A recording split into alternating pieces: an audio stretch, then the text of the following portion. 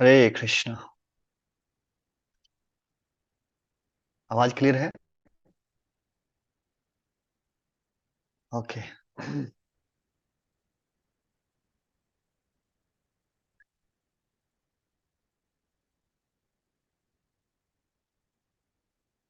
हरे कृष्णा। तो हम शुरू करते हैं मंगलाचरण के साथ। ओम अज्ञानतिमिरन्धस्य ज्ञानञ्जन शलाकया चक्षुरुन्मीलितं येन तस्मै श्रीगुरवे नमः। श्रीचैतन्यमनोभीष्टं स्थापितं येन भूतले स्वयं रूप कदा मह्यं ददाति स्वपदान्तिकं। वन्देऽहं श्रीगुरोः श्रीयुतपदकमलं श्रीगुरून् वैष्णवांश्च श्रीरूपं साग्रजातं सहगण रघुनाथान्वितं तं सजीवं साद्वैतं सावधूतं परिजनसहितं कृष्ण चैतन्य देवं श्री राधा कृष्ण पादान् सहगण ललिता श्री विशाखान्वितांश्च। हे कृष्ण करुणा सिंधु दीन बंधो जगतपते गोपेश गोपिका कांत राधा कांत नमोस्तुते। तप्त कांचन गौरांगी राधे वृंदावनेश्वरी वृषभानुसुते देवी प्रणमामि हरिप्रिये। वाञ्छाकल्पतरुभ्यश्च कृपा सिन्धुभैव च पतितानां पावनेभ्यो वैष्णवेभ्यो नमो नमः। जय श्री कृष्ण चैतन्य प्रभु नित्यानंद श्री अद्वैत गदाधर श्रीवासादि गौर भक्त वृंद। हरे कृष्णा कृष्ण कृष्ण हरे हरे, हरे राम राम राम हरे हरे। नमो विष्णुपादाय कृष्ण पृष्ठाय भूतले श्रीमते भक्ति वेदांत स्वामी निति नामिने। नमस्ते सारस्वते देवे गौरवाणी प्रचारिणे निर्विशेष शून्यवादी पाश्चात्य देश तारिणे। हरे कृष्णा। तो आज हम भगवद गीता का 11वां अध्याय शुरू करेंगे। उससे पहले हम 10वां अध्याय का थोड़ा रिवीजन करते हैं। तो अभी तक हम सुनते आए हैं कि किस प्रकार से पहले अर्जुन प्रश्न पूछता है अपने लिए, जो अर्जुन को डाउट होता है। लेकिन अब अर्जुन के प्रश्न बदल चुके हैं। अब अर्जुन जो प्रश्न पूछना स्टार्ट किए वो हमारे लिए कर रहे हैं। पिछले अध्याय में भी हमने यही देखा था और इस अध्याय में भी यही हम देखने वाले हैं। संबंध ज्ञान, अभिधेय ज्ञान और प्रयोजन ज्ञान। संबंध का अर्थ है हमारा भगवान के साथ क्या संबंध है। तो इसमें भगवान कहते हैं कि सब कुछ मुझसे निकला है अर्जुन, अहम सर्वस्व प्रभव, है ना। मत्त सर्वम प्रवर्तते इति मत्वा भजन्ते मां बुधा भाव समन्विता। जो बुद्धिमान व्यक्ति है इस प्रकार से मेरा भजन करता है, इस बात को जानते हुए। अभिधेय में कि कैसे हम वापस जा सकते हैं, इलाज क्या है।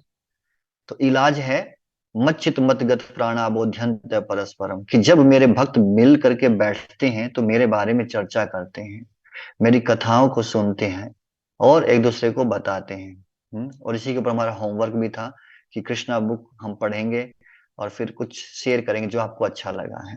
कुछ डिवोटीज ने रेगुलर किया है, तो बहुत बहुत धन्यवाद उनका। और मजा भी आया होगा आपको और अच्छा भी लगा होगा पढ़ने से, भगवान की कथा है। फिर तीसरा था प्रयोजन, लक्ष्य क्या है हमारा।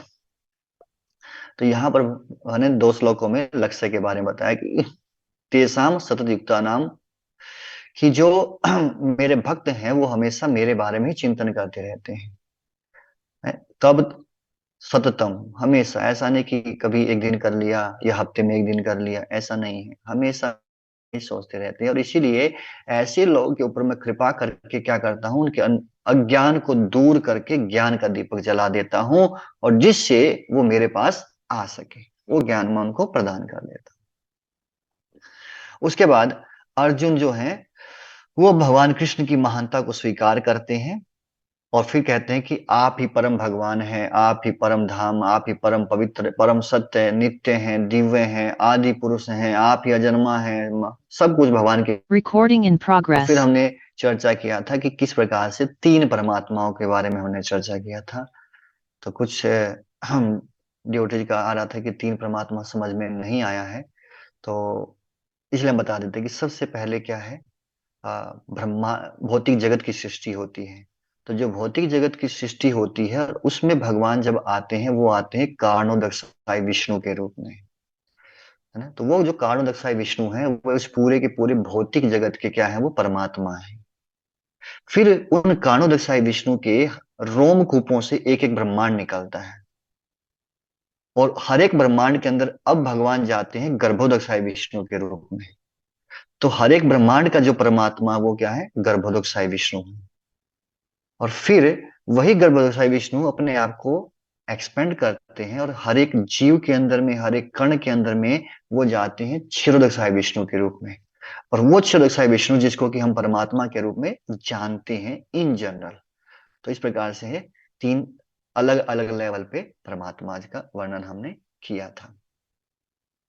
और फिर तीनों में डिफरेंस क्या है वो भी हमने बताया था। फिर भगवान ने बताया कि कैसे मेरी विभूतियां हैं उसके बारे में, कि आदित्यों में मैं ये हूँ। अ, फिर हमने एक एक्सरसाइज भी किया था, नक्षत्रों में ये हूँ, देवताओं में ये हूँ, पर्वतों में ये हूँ। तो ये आप सब कर चुके हैं और सब। फिर उसके बाद भगवान लास्ट में कहते हैं कि अर्जुन, अब मैं कितना बताऊं, मेरी विभूतियों का तो कोई अंत है ही नहीं। जो मैंने तुमको कहा ये तुम्हें केवल एक संकेत मात्र था। तो अर्जुन कहता है और सुनना चाहता हूँ। भगवान कहते हैं अर्जुन बस इतना जान लो, जो कुछ भी आप देखते हो, चाहे सौंदर्य है, चाहे ऐश्वर्य है, चाहे तेज है, वो मेरे तेज के अंश मात्र से निकलने वाला है। केवल इतना बात आप समझ जाओ। और फिर बताते हैं कि किस प्रकार से भगवान जो है अ, एक ब्रह्मांड का जो व्यास है उसके बारे में बताया था कि ब्रह्मांड का व्यास कितना बड़ा है। और इस प्रकार ये अध्याय जो है हमने कंप्लीट किया था। अब जो आज का हमारा अध्याय है वो है 11वां अध्याय, जिसका नाम है विराट रूप। और इसकी शुरुआत होती है अर्जुन के प्रश्न के साथ में। अर्जुन कहते हैं, अर्जुन उवाच मद अनुग्रहाय परमं गुह्यम अध्यात्म संजितम यत्वेक्तम वचस्तेन मोहो अयम विगतो मम। अर्जुन कहते हैं, यहाँ पर दो शब्द बड़े महत्वपूर्ण हैं जिसको हाईलाइट किया गया है। एक तो कहते हैं मद अनुग्रहाय, मेरे ऊपर कृपा करके, है ना। अर्जुन जो है इस बात को स्वीकार कर रहे हैं कि आपने मेरे ऊपर क्या किया है, कृपा किया है? और कृपा करके गुह्य अध्यात्म संगीतम, जो गुह्य विषय हैं, है ना। भगवान ने कहा ना, मैंने आपको गुह्य ज्ञान दिया, फिर गुह्यतर ज्ञान दिया, फिर गुह्यतम ज्ञान दिया, और फिर 10वें अध्याय में हमने सुना कि वो गुह्यतम से भी ज्यादा सीक्रेट ज्ञान था कि उसको प्रैक्टिकल कैसे अपने नॉलेज में लेके आया जाए, प्रैक्टिकल अपने जीवन में कैसे अप्लाई किया जाए, वो बताया भगवान ने। तो अर्जुन कहता है कि आपने क्या किया, कृपा करके मुझे ये ज्ञान दिया, आध्यात्मिक ज्ञान दिया। और इससे क्या हुआ, मोहो अयम विगतो ममः, मेरा जो मोह है वो हट गया है। अब अर्जुन जो है बदल गया है, अर्जुन पहले जैसा अर्जुन नहीं रहा। जो अर्जुन को हमने पहले अध्याय में देखा था, जो मोहित था, रो रहा था, अब अर्जुन पूरा का पूरा चेंज हो गया। और अर्जुन कहता है किस वजह से ऐसा हुआ, तो कहते हैं मद अनुग्रहाय, मेरे ऊपर आपकी कृपा हुई, आपने मेरे ऊपर कृपा किया है ना। कहने का अर्थ है कि अर्जुन इस बात को स्वीकार कर रहा है कि आपकी कृपा से मेरा अज्ञान दूर हुआ है, मेरा मोह दूर हुआ है। तो अपने गुरु की, क्योंकि अर्जुन ने भगवान कृष्ण को अपने गुरु के रूप में स्वीकार किया था, है ना।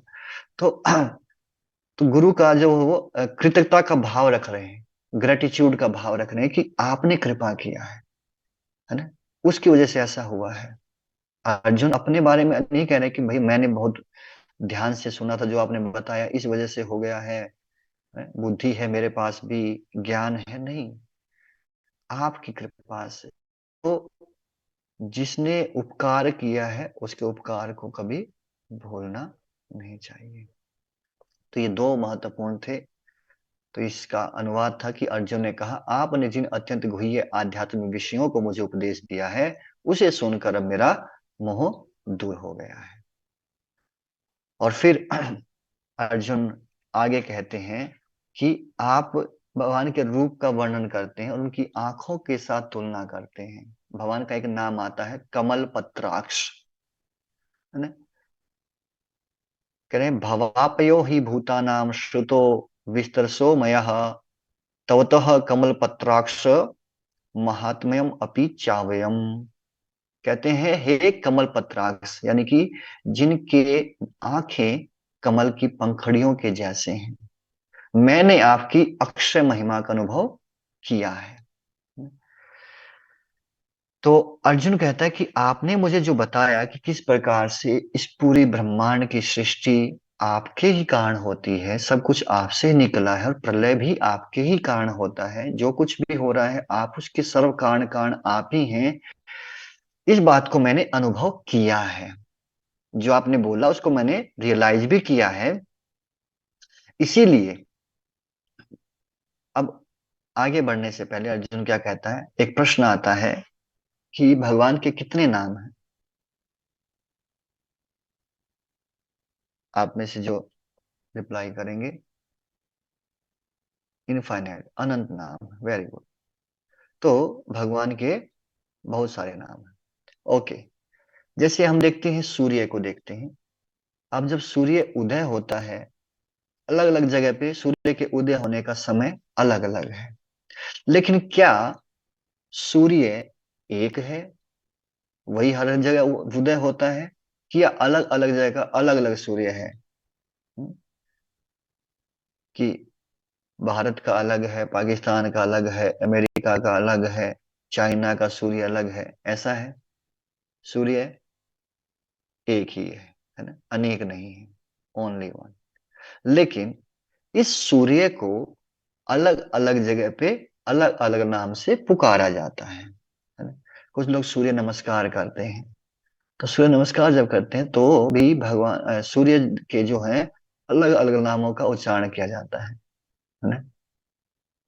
तो ये कुछ नाम है: मित्र, सावित्र, रवि, अर्क, भानु, भास्कर, खग, हिरण्यगर्भ, सूर्य, मारीच, आदित्य, पूषण। ये क्या है? सूर्य एक ही है, पर सूर्य के नाम अलग अलग हैं। कोई उसको किसी नाम से पुकारता है, कोई अंग्रेजी में बोलता है सन, कोई कहता है सूर्य, कोई कहता है सूरज, कोई कहता है भास्कर। तो चाहे वो किसी भी नाम से पुकारे, लेकिन सब जानते हैं किसको पुकारा जा रहा है। दैट इज वन पर्सनैलिटी, वो सूर्य को ही पुकारते हैं। उसी प्रकार से भगवान के जो है अर्जुन बहुत सारे नाम लेते हैं, और हर एक नाम का एक अलग अर्थ है। हमने शुरुआत में भी चर्चा किया था कि एक विशेष प्रयोजन के साथ उसका नाम लेते हैं।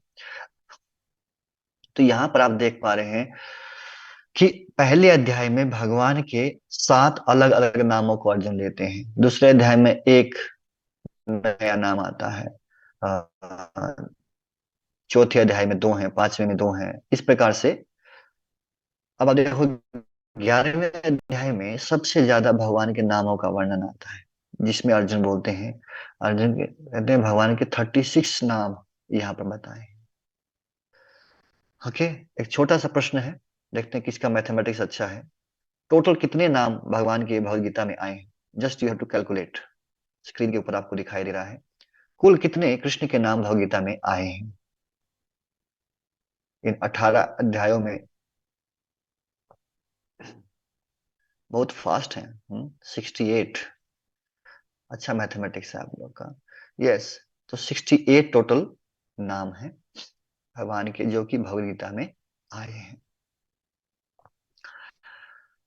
लेकिन कहते भगवान के जो नाम होते हैं वो 2 प्रकार के होते हैं, ठीक है।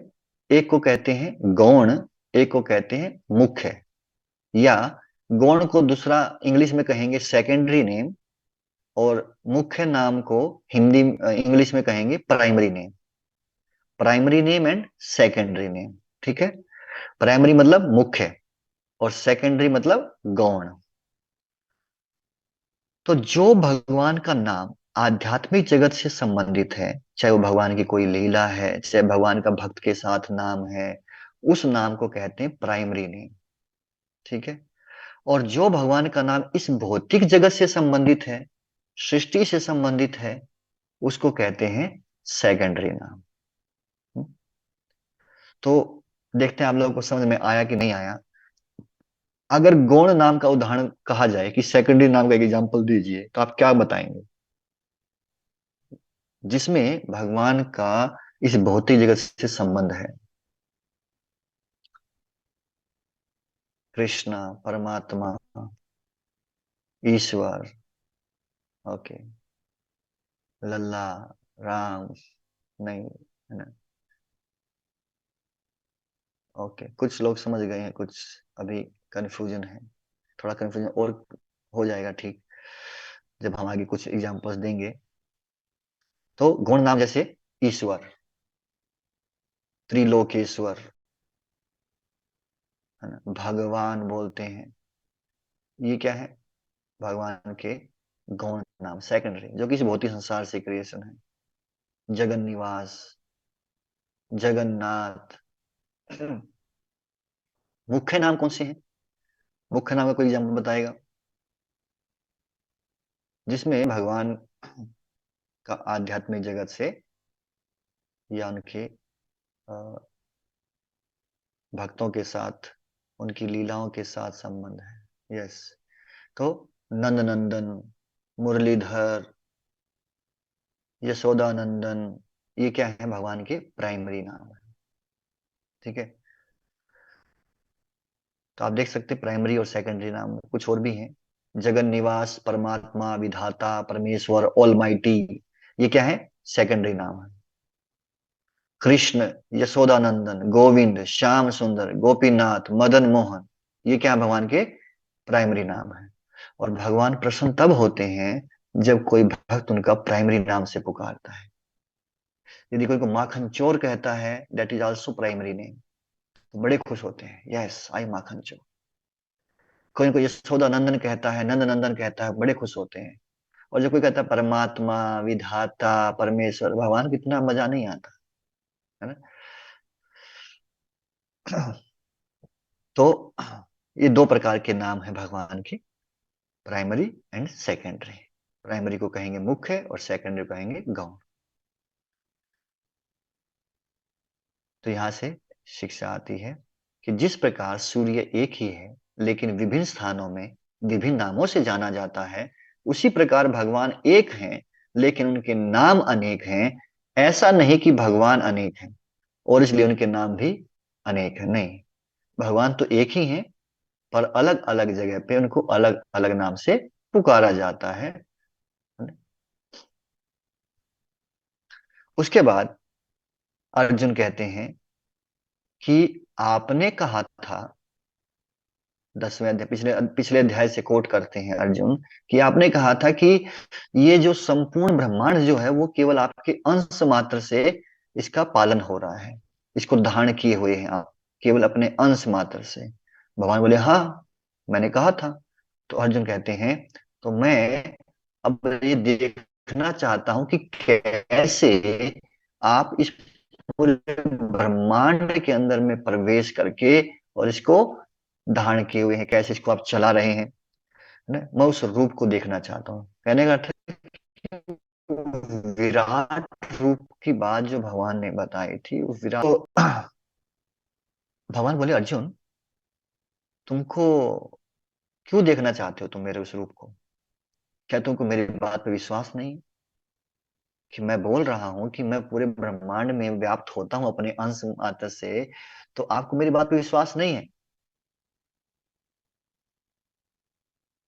तो चलिए आप बताइए। अर्जुन ने तो कहा तो हम बताएंगे आगे कि अर्जुन विश्व रूप क्यों देखना चाहता था। क्या वो भगवान के द्विभुज रूप को देखकर संतुष्ट नहीं था क्या? आप लोगों को क्या लगता है, क्यों देखना चाहता होगा अर्जुन? उसके मन में क्या चल रहा था? To assure that Krishna is the supreme, because of inquisitive. Okay.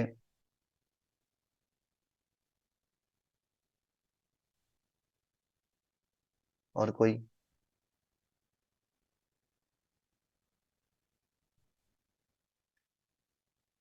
हम्म हम लोग को देखने, दिखाने के लिए, अन्य भक्तों की संतुष्टि के लिए। ओके, चलिए।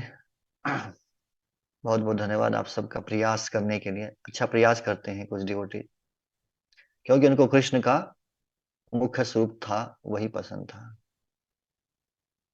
तो मुख्य स्वरूप तो कृष्ण का भी आगे पता चलेगा कौन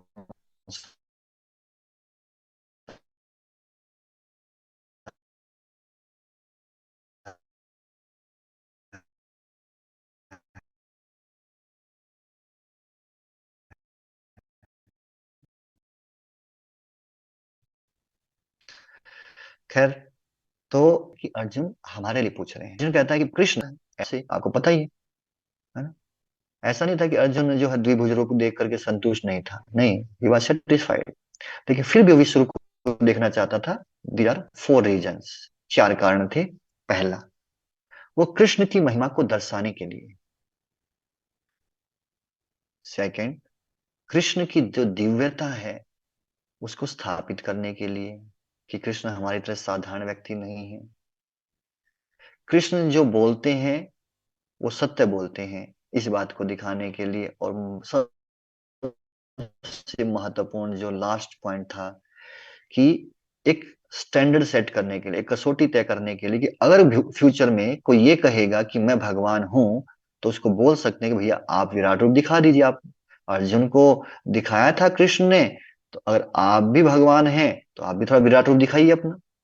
तो एक स्टैंडर्ड सेट करने के लिए ये भगवान से अर्जुन पूछते हैं, ये जिज्ञासा करते हैं। ठीक है।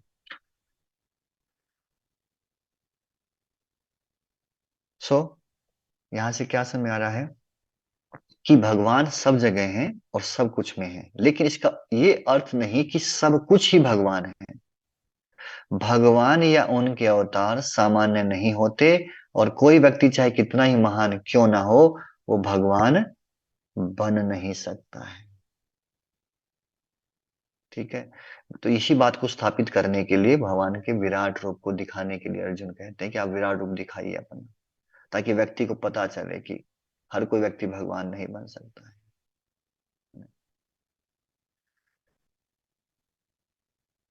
तो ये जो जो लोग ऐसा कहते हैं ना कि कोई भी व्यक्ति भगवान बन सकता है, दैट इज प्योर मायावाद।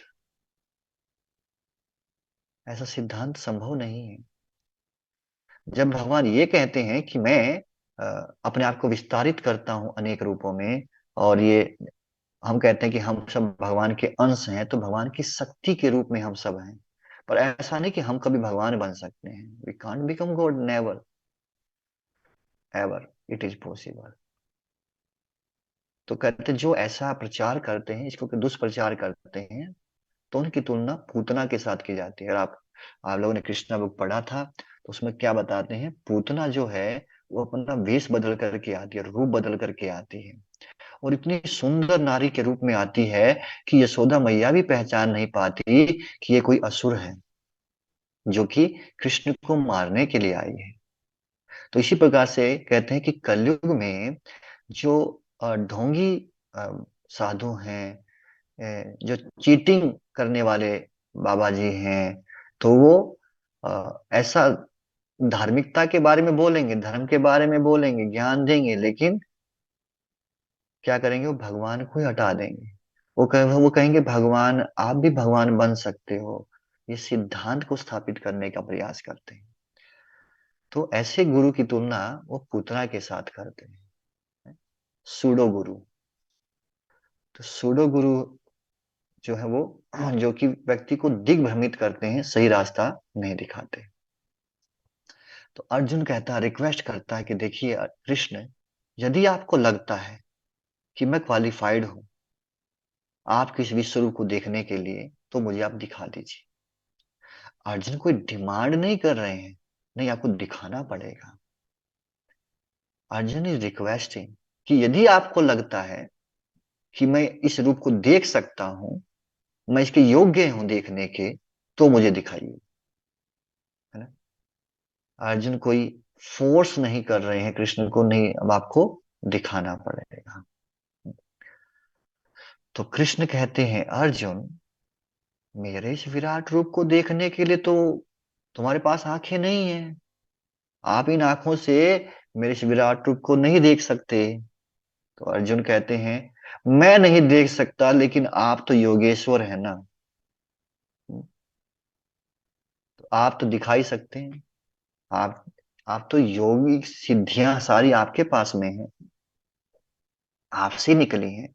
तो आप सिद्धि के द्वारा किसी न किसी प्रकार आप योगेश्वर, तो आप मुझे दिखा सकते हैं, है ना।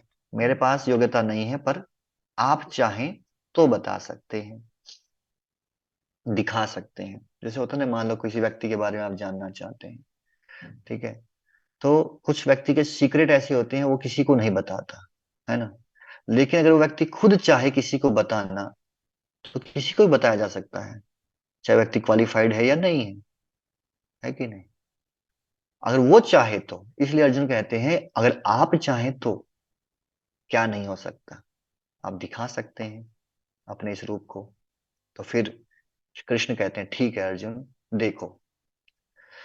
तो अब कृष्ण वर्णन करते हैं कि अर्जुन तुम क्या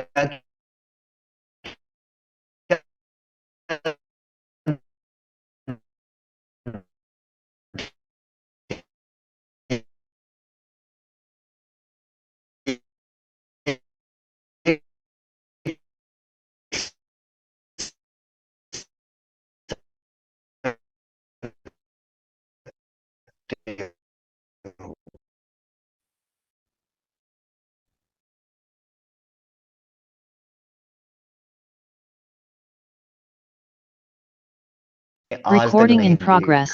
जो आपने आज तक नहीं सुना वो भी आप देख पाओगे। आप वर्तमान भी देख सकते हो अर्जुन, आप भविष्य भी देख सकते हो अर्जुन, जो देखना चाहो देख लो, इसी स्थान पर इसी समय। बताइए, ऐसी एडवांस टेक्नोलॉजी भगवान के पास में है। जैसे हमारे क्या है कि अ, घर में केबल वगैरह यूज करते हैं, टीवी चलाते हैं, तो क्या होता है कि हमारा अच्छा मन करता है, यार ये चैनल बढ़िया नहीं है, चेंज करो, तो रिमोट दबाना पड़ता है कि नहीं। लेकिन भगवान कह रहे हैं, तुम बस अर्जुन सोचो, रिमोट अपने आप बदल जाएगा। मतलब आपको रिमोट बदलने की जरूरत नहीं है, केवल सोचने से आप जो देखना चाहोगे वो स्क्रीन आपके सामने आ जाएगी। पुष्पक विमान, है ना, वो छोटा बड़ा अपने आप हो जाता, जितने लोग चढ़ाओगे उस हिसाब से एडजस्ट कर लेता था। और उसका इंजन नहीं था चलाने के लिए, कोई हैंडल नहीं था, वो मन की गति से ही चलता था। तो अभी आपसे अगर पूछा जाए, जैसे हमने पिछले अध्याय में किया था, आदित्यों में भगवान ने बताया था कि आदित्यों में खाली स्थान हूँ, और रुद्रों में मैं खाली स्थान हूँ। क्या बताया था, अगर आपको याद है तो। आदित्यों में भगवान विष्णु हैं, और रुद्रों में शिव हैं। Very good, thank you. Okay, next person. Arjun क्या भविष्य देखना चाहेगा, अगर आपको बोला जाता है, चलो, अगर आपको बोला जाए आप क्या देखना चाहोगे, तो वो व्यक्ति सोचेगा, अच्छा फ्यूचर में क्या होने वाला है, कब मरने वाला हूँ, है ना, पैसा आएगा कि नहीं आएगा, नौकरी होगी नहीं होगी, है ना। तो बहुत सारी उसके विचार हैं। पर अर्जुन के लिए विशेष रूप से अर्जुन क्या यहाँ देखना चाह रहा था, अर्जुन को भगवान विशेष रूप से क्यों बोले, अर्जुन तुम भविष्य देख सकते हो, जो देखना चाहो देख सकते हो।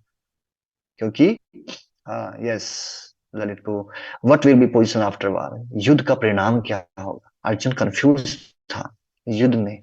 तो भगवान कहते हैं, अर्जुन देख ले, मौका है तुम्हारे पास, तुम यहीं पर देख सकते हो कि युद्ध का परिणाम क्या होने वाला है, आगे क्या होने वाला है। अर्जुन, युद्ध का परिणाम क्या होगा, आप देखना चाहो तो देख सकते हो। डायरेक्टली भगवान नहीं करे कि युद्ध का परिणाम देख लो, भगवान करे तुमको जो देखना चाहे देख लो। भविष्य देखना चाहते हो, देख लो। एडवांस टेक्नोलॉजी के साथ आपको यहाँ पर हम एक ऐसी स्क्रीन, जहां आपकी नजर फोकस होगी, वो अपने आप जूम हो जाएगा। जैसे जूम करने के लिए क्या, माउस का यूज करते हैं, या उसका साइज बढ़ाते हैं जूम करने के लिए, या ओल्ड कंट्रोल के साथ बटन का साइज उसे उसका बढ़ा देते हैं, जूम बढ़ा देते हैं। पर यहाँ भगवान करे आपको कुछ नहीं करना, सिर्फ उस जगह देखो, अपने आप वो जो एरिया है वो क्या हो जाएगा, जूम हो जाएगा। अर्जुन टेंशन मत लो। तो फिर भगवान कहते हैं ठीक है अर्जुन, तुम देखना चाहते हो ना। पहले तो भगवान ने बताया कि तुम क्या क्या देखोगे, ठीक है। उसके बाद कहते हैं कि अब मैं तुमको जो मैंने बताया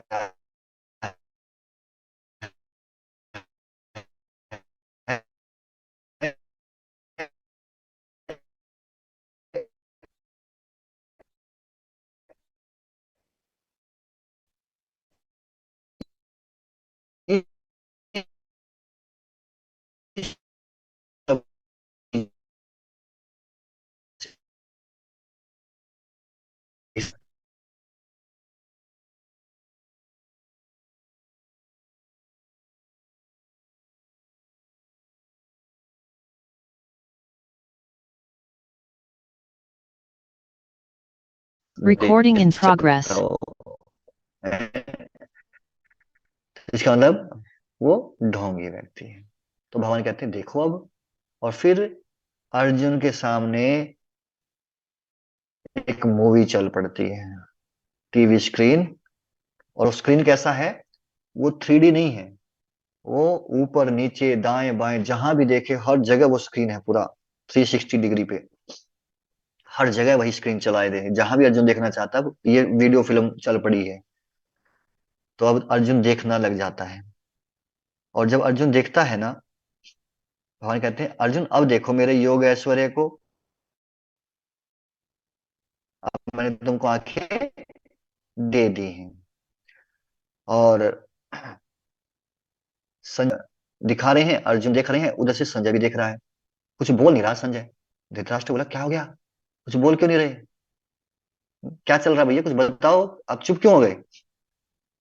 तो संजय कहता है क्या बताऊं, जो मैं देख रहा हूं ना वो मैंने आज तक देखा नहीं है, आपने भी देखा नहीं है। तो क्या देख लिया ऐसा, क्या दिखाई दे रहा है। संजय कहता है देखो, वर्णन करना तो मेरे लिए भी मुश्किल है, लेकिन फिर भी थोड़ा प्रयास करता हूँ। हम्म? और फिर संजय क्या कहता है, अनेक वक्त्र नयनम, अनेकाद्भुत दर्शनम, अनेक दिव्याभरणम, दिव्यानेकोद आयुध। कह रहे हैं कि भगवान का जो ये विश्व रूप है, जिसको कि अर्जुन को दिखाया जा रहा है, उसके क्या है, असंख्य मुख हैं, असंख्य नेत्र हैं, और असंख्य आश्चर्यमय दृश्य यहाँ पर दिखाई दे रहे हैं। और दो चीजों के बारे में विशेष रूप से बोलते हैं कि भगवान के जो आभूषण हैं वो क्या है, दैवी हैं। दैवी मतलब कि ऐसे आभूषण हमने देखे ही नहीं है। और ऐसे हथियार हैं भगवान के पास जो आज तक हमने देखे नहीं, ना आपने देखे ना सुने हैं। वो हथियार,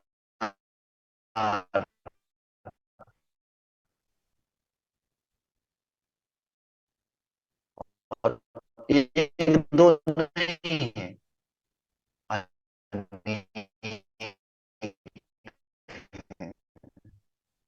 गिनती नहीं हो सकती। ऐसे ही भगवान के आभूषणों के बारे में कहते हैं कि भगवान के आभूषण भी दिव्य हैं, हमने देखा नहीं है ऐसे उठाए हुए। हाँ सच बोल,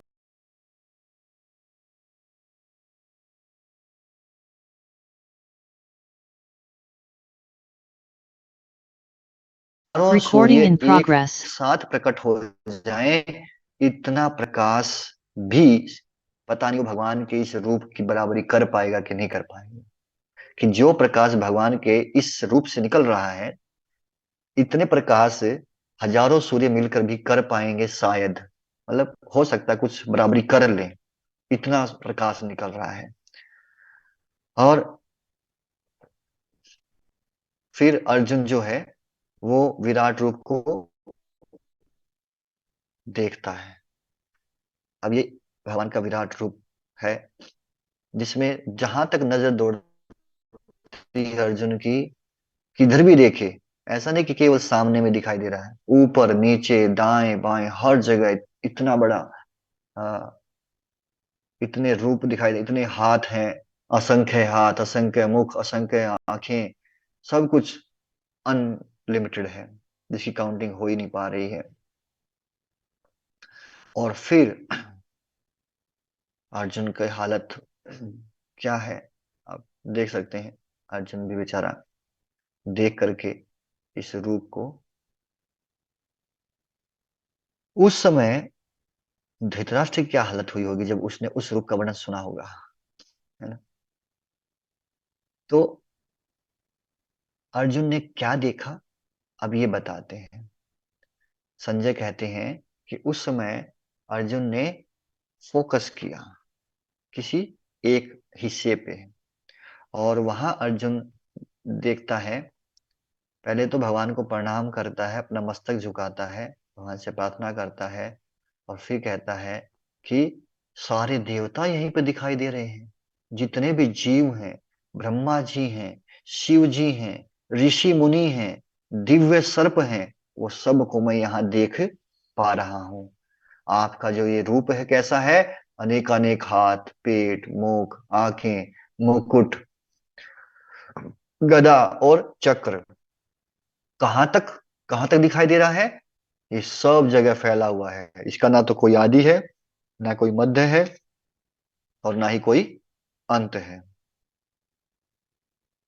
और इस रूप को देख करके भगवान के अर्जुन कहते हैं कि सूर्य और चंद्रमा आपकी आंखें हैं, मुंह से धड़कती हुई अग्नि निकल रही है, ऐसा लग रहा है कि संपूर्ण ब्रह्मांड ही जल रहा है, सारे लोग भयभीत हो रहे हैं, यहाँ तक कि जो देवता लोग हैं वो भी आपसे भयभीत होकर के और आपकी शरण ले रहे हैं। उनमें से कुछ बहुत भयभीत होकर के हाथ जोड़ करके प्रार्थना कर रहे हैं, महर्षि और सिद्ध लोग पुकार कर रहे हैं, स्वस्ति ही सर्व शांति ही, है, सब जगह शांति हो, इस प्रकार से प्रार्थना कर रहे हैं, कल्याण हो।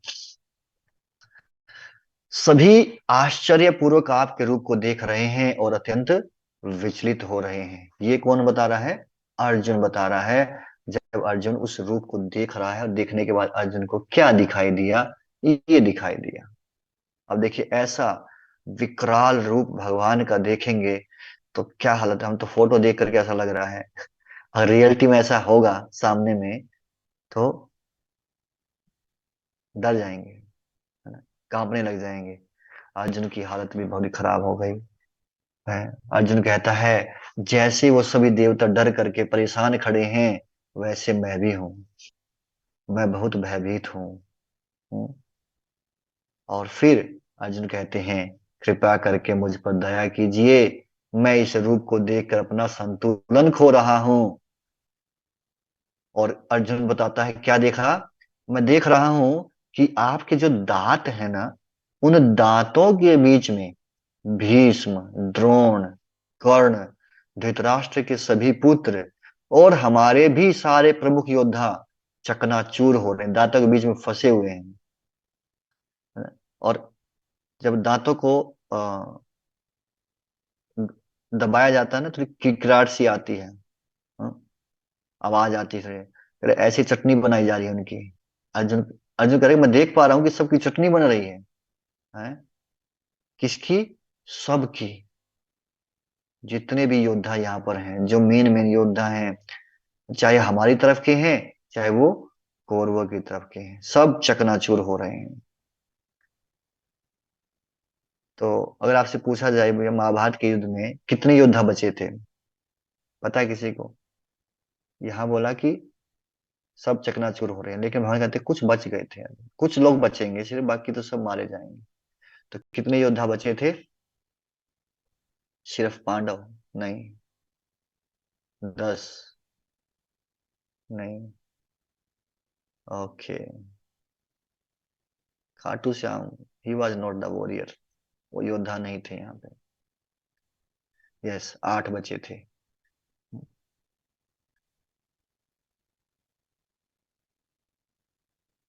किसकी तरफ से? 7 पांडवों की तरफ से और 3 कौरवों की तरफ से। 7 पांडव, 3 कौरव, तो टोटल मिला के 10 लोग बचे थे। कौन थे वो 10 लोग, आगे बताएंगे आपको। लेकिन सिर्फ 10 योद्धा ही बच पाए थे। और फिर अ, अर्जुन कहते हैं कि सारे के सारे जितने भी योद्धा यहाँ पर उपस्थित हैं, वो आपके इस काल रूप में क्या हो रहे हैं, समाहित हो रहे हैं। और कैसे समाहित हो रहे हैं, जैसे नदियां समुद्र में समाहित हो जाती हैं, या पतंगा अग्नि में समाहित हो जाता, अग्नि में गिर जाता है। तो अग्नि में गिरते ही पतंगे का अस्तित्व खत्म हो जाता है, मर जाता है। और नदियां जो समुद्र में जब मिल जाती हैं तो नदी वहीं पर खत्म हो जाता है। तो फिर प्रश्न उठता है कि यहाँ पर दो उदाहरण क्यों दिए, एक उदाहरण से भी काम चल जाता। तो आचार्य बोलते हैं कि यहाँ पर अर्जुन ये बताना चाहते हैं कि इस महाभारत के युद्ध में दो प्रकार के लोग मारे गए। एक तो वो जिनकी मृत्यु मतलब आने ही वाली थी, नेचुरल था, उनको मरना ही था उस टाइम पे। और एक वो जो अपने कर्मों की वजह से समय से पहले मारे गए। तो जो नेचुरल था उसका उदाहरण कहते हैं नदियों का, कि नदी का स्वभाव ही है वो अपना एक डेस्टिनेशन के बाद समुद्र तक जाएगी, बस समुद्र के जाके उसमें मिल जाना है। तो ये वो लोग थे जो कि अब समय हो गया था, उनको मरना ही था उधर में।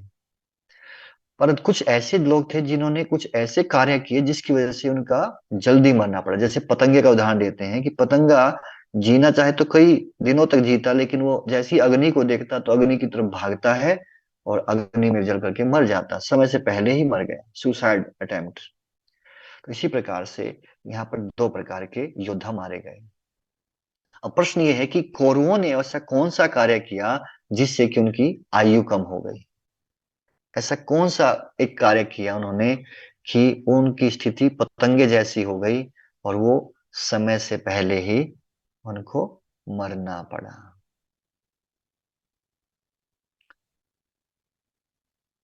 आह, यस। तो उन्होंने क्या किया, द्रौपदी महारानी के साथ जो किया था, चीरहरण करने का जो प्रयास किया था, एक ऐसा कार्य था जिसकी वजह से उनको समय से पहले और सबका स्वाहा हो गया। तो मनुष्य को जितना जीवन काल या जीवन अवधि मिलती है जीने के लिए, वो यदि उसका दुरुपयोग करेगा तो समय से पहले भी उसको दुर्लभ और ये मूल्यवान जीवन को खोना पड़ सकता है। कोई कहता है कि अरे जब भाग्य में लिखा ही है 50 साल जीना, तो 50 साल तो जिएंगे ही ना, चाहे कुछ भी कर लें। ऐसा नहीं है, ऐसा नहीं है। एग्जाम्पल से समझेंगे।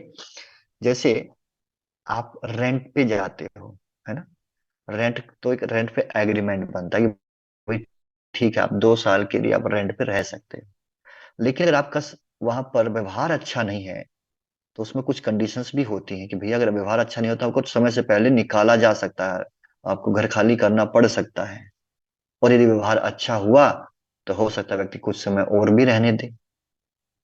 उसी प्रकार से हमें ये समय मिला है कि इतना समय मिला है, परंतु यदि उस समय का दुरुपयोग करेंगे तो उस समय से पहले भी हमको ये मनुष्य शरीर छोड़ना पड़ सकता है, खोना पड़ सकता है। और उसके बाद अब भगवान अ, से अर्जुन कहते हैं कि आख्या ही में को भगवान, आख्या में के आख्या ही में को भवानुगर रूपो, नमस्तस्तु ते देवर प्रसीद, विज्ञातुम इच्छामि भगवन्तम आद्यम, न प्रजानामि तव प्रवृत्तिम। अर्जुन कहते हैं, हे देवेश, कृपा करके मुझे बतलाइए कि इतने उग्र रूप में आप कौन हैं। ये जो आपका जो काल रूप अर्जुन जब देखते हैं तो ये कहते हैं कि इस रूप में आप कौन हैं। भगवान उग्र रूपो हो, आख्या ही में को भगवान उग्र रूप हो। मुझे बताइए कि आपके उग्र रूप में आप कौन हैं। दूसरा, विज्ञातुम इच्छामि, मैं ये जानना चाहता हूं कि आप इस रूप में आए क्यों। पहला, आप कौन हो, और दूसरा, क्यों आए हो, आपका उद्देश्य क्या है, प्रयोजन क्या है। दो प्रश्न अर्जुन के मुख्य रूप से यहाँ पर हैं। और इस प्रश्न का उत्तर भगवान देते हैं। भगवान कहते हैं, कालो अस्मि, अर्जुन मैं काल हूं, टाइम हूं, आई एम द टाइम।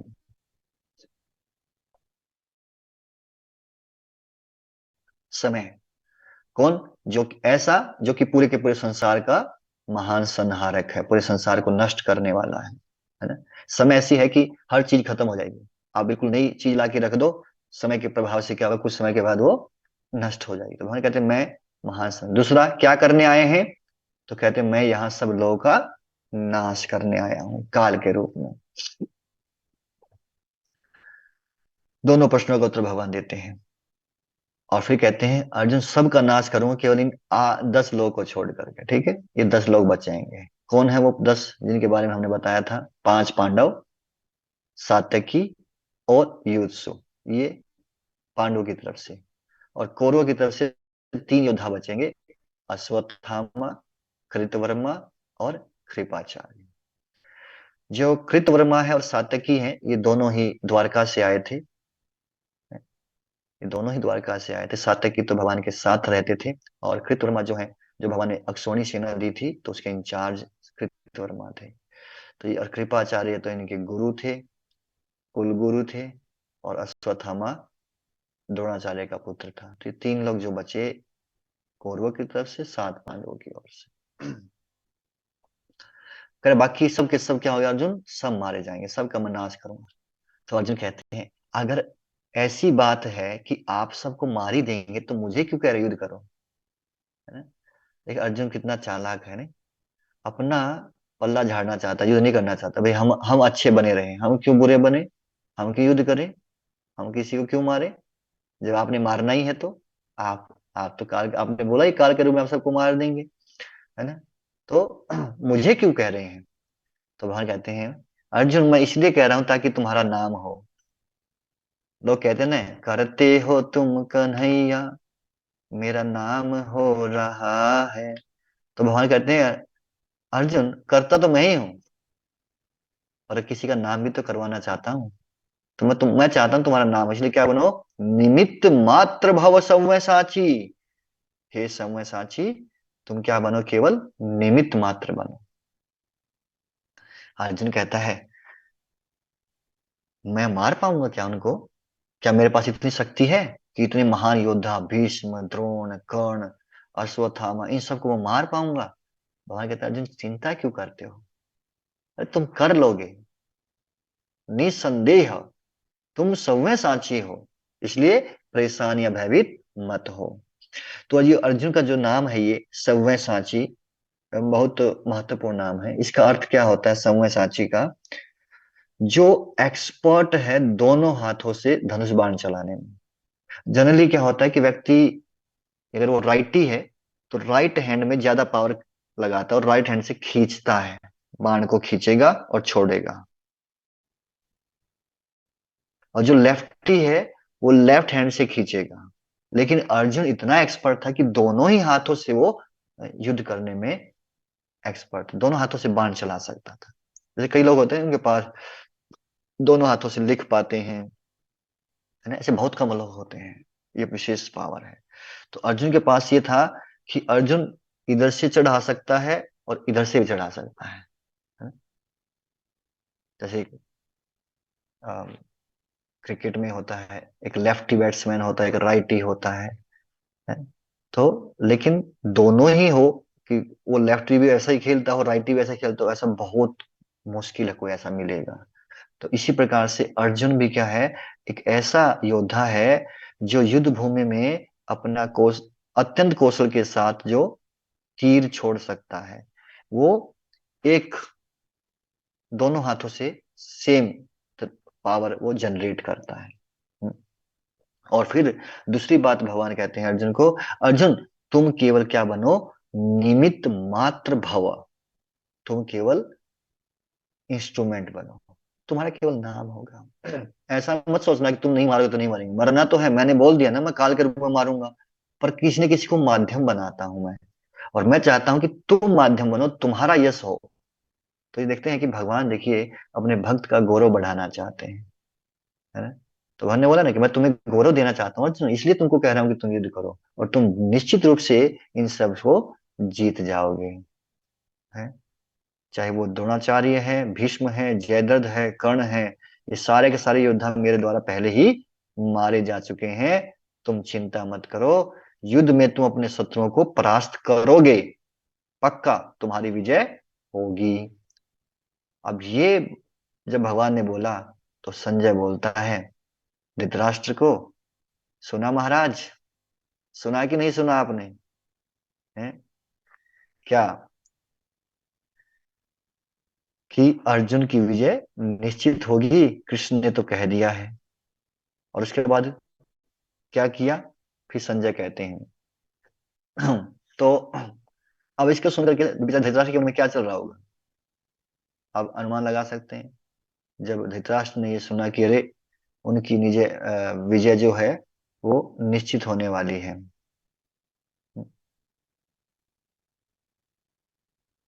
क्या बेचारा सोच रहा होगा?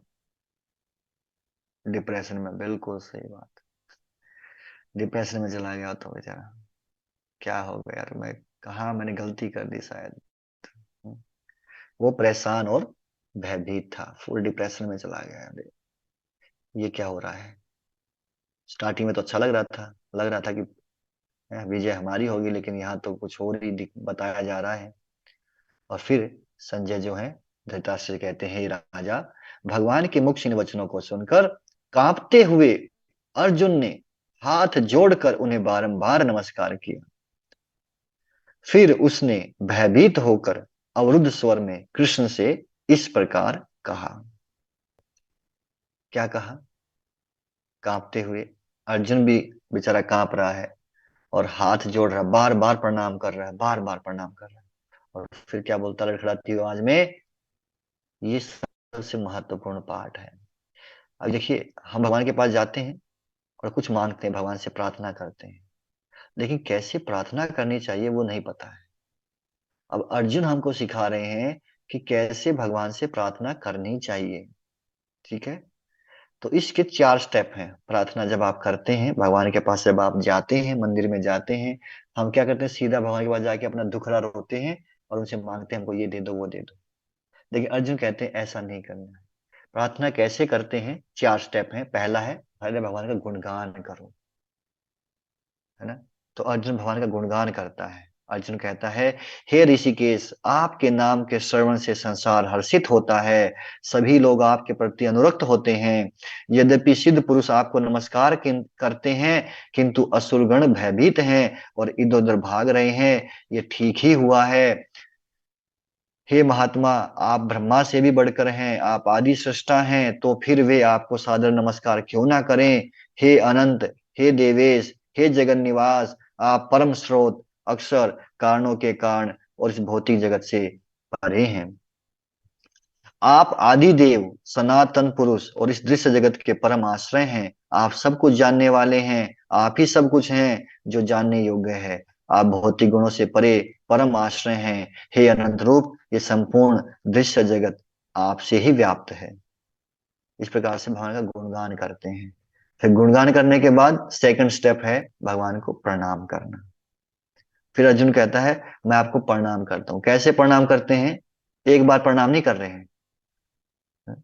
अर्जुन कहते हैं आप वायु हैं और परम नियंता भी हैं, आप अग्नि हैं, जल हैं, चंद्रमा हैं, आप आदि जीव ब्रह्मा हैं, आप पर पितामह हैं, अतः आपको हजार बार नमस्कार है, पुनः पुनः नमस्कार है, बार बार नमस्कार है। आगे से नमस्कार है, पीछे से नमस्कार है, ऊपर से नमस्कार है, नीचे से नमस्कार है, दाएं से नमस्कार है, बाएं से नमस्कार है। मतलब जहां से भी हो सकता है। अर्जुन कहते हैं बार बार आपको नमस्कार, प्रणाम कर रहे हैं।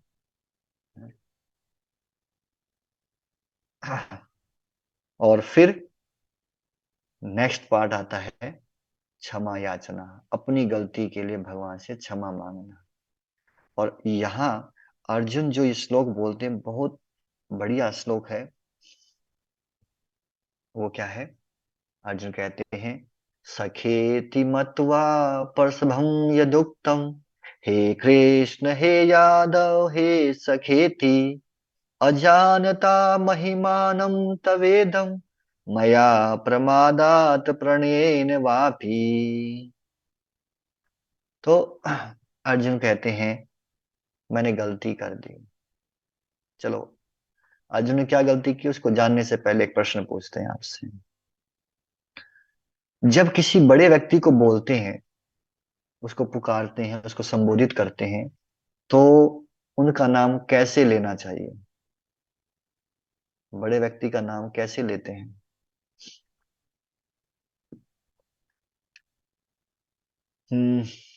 जी कह के, आप आदर से, यस, विद रिस्पेक्ट, यस, ना? तो सम्मान के साथ व्यक्ति का नाम लिया जाता है कि नहीं? तो कृष्ण कहते हैं, मैं अर्जुन कहते हैं, पर मैंने तो आपके साथ थोड़ा मजाक भी किया, मैंने तो बोला था हे सखेती, मैं तो कभी आपको बोला हे सखा, हे कृष्ण, हे यादव, हैं? तो अर्जुन कह रहे हैं कि मैंने नाम, बड़े व्यक्ति का नाम नहीं लिया जाता है। अगर वो सामने भी है, सामने खड़ा है, तो उसका नाम लेके नहीं बोलते हैं, है ना? तो मैंने तो आपको नाम लेके भी पुकारा है, मैंने हे कृष्ण, हम्म, बोला है कि नहीं बोला है? बोला है। हे सखा, मैं तो आपको इस तरह से पुकारा हूं, हे यादव। तो मैंने आपको इस प्रकार से पुकारा है। पर क्यों पुकारा ऐसा?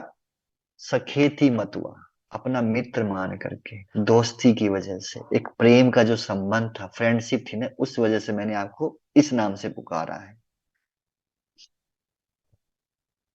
तो दो कारण हो सकते हैं कि मैंने आपको जब सखा कहकर अपना मित्र माना है, तो उसके पीछे दो कारण हो सकते हैं मित्र मानने के पीछे भी। पहला, अजानता महिमानम त्वेदम, मैं आपकी महिमा को नहीं जानता था, है ना?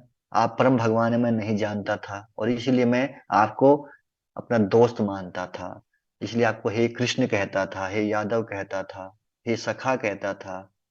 और दूसरा, या मैं प्रमादात प्रणयेन, मैं पागल था आपके प्यार में, आपके प्रेम में, आपके स्नेह में पागल था, और इस वजह से पागल, उस स्नेह में पागल होकर मैंने आपको इन नामों से पुकारा है। तो अर्जुन कहते हैं, आपको अपना मित्र मानते हुए मैंने हठ पूर्वक आपको हे कृष्ण, हे यादव, हे सखा जैसे संबोधनों से पुकारा है, क्योंकि मैं आपकी महिमा को नहीं जानता था। मैंने मूर्खतावश या प्रेमवश जो कुछ भी किया है, कृपया उसके लिए मुझे क्षमा कर दें। तो यहाँ पे अपनी गलती मान रहे हैं। फिर कहते हैं कि यही नहीं, मैंने कई बार आराम करते समय, एक साथ लेटे हुए या साथ साथ खाते या बैठते हुए, कभी अकेले तो कभी अनेक मित्रों के समक्ष आपका अनादर किया है। इसीलिए हे अच्युत, मैंने इन समस्त अपराधों को आप क्या कर दीजिए, क्षमा कर दीजिए, गलती हो गई हमसे। हम्म? तो ये क्या किया? अब क्षमा याचना। तो तीन स्टेप हो गए। पहला गुणगान, सेकंड प्रणाम, तीसरा है क्षमा, और चौथा है निवेदन। अब क्या चाहते हैं आप?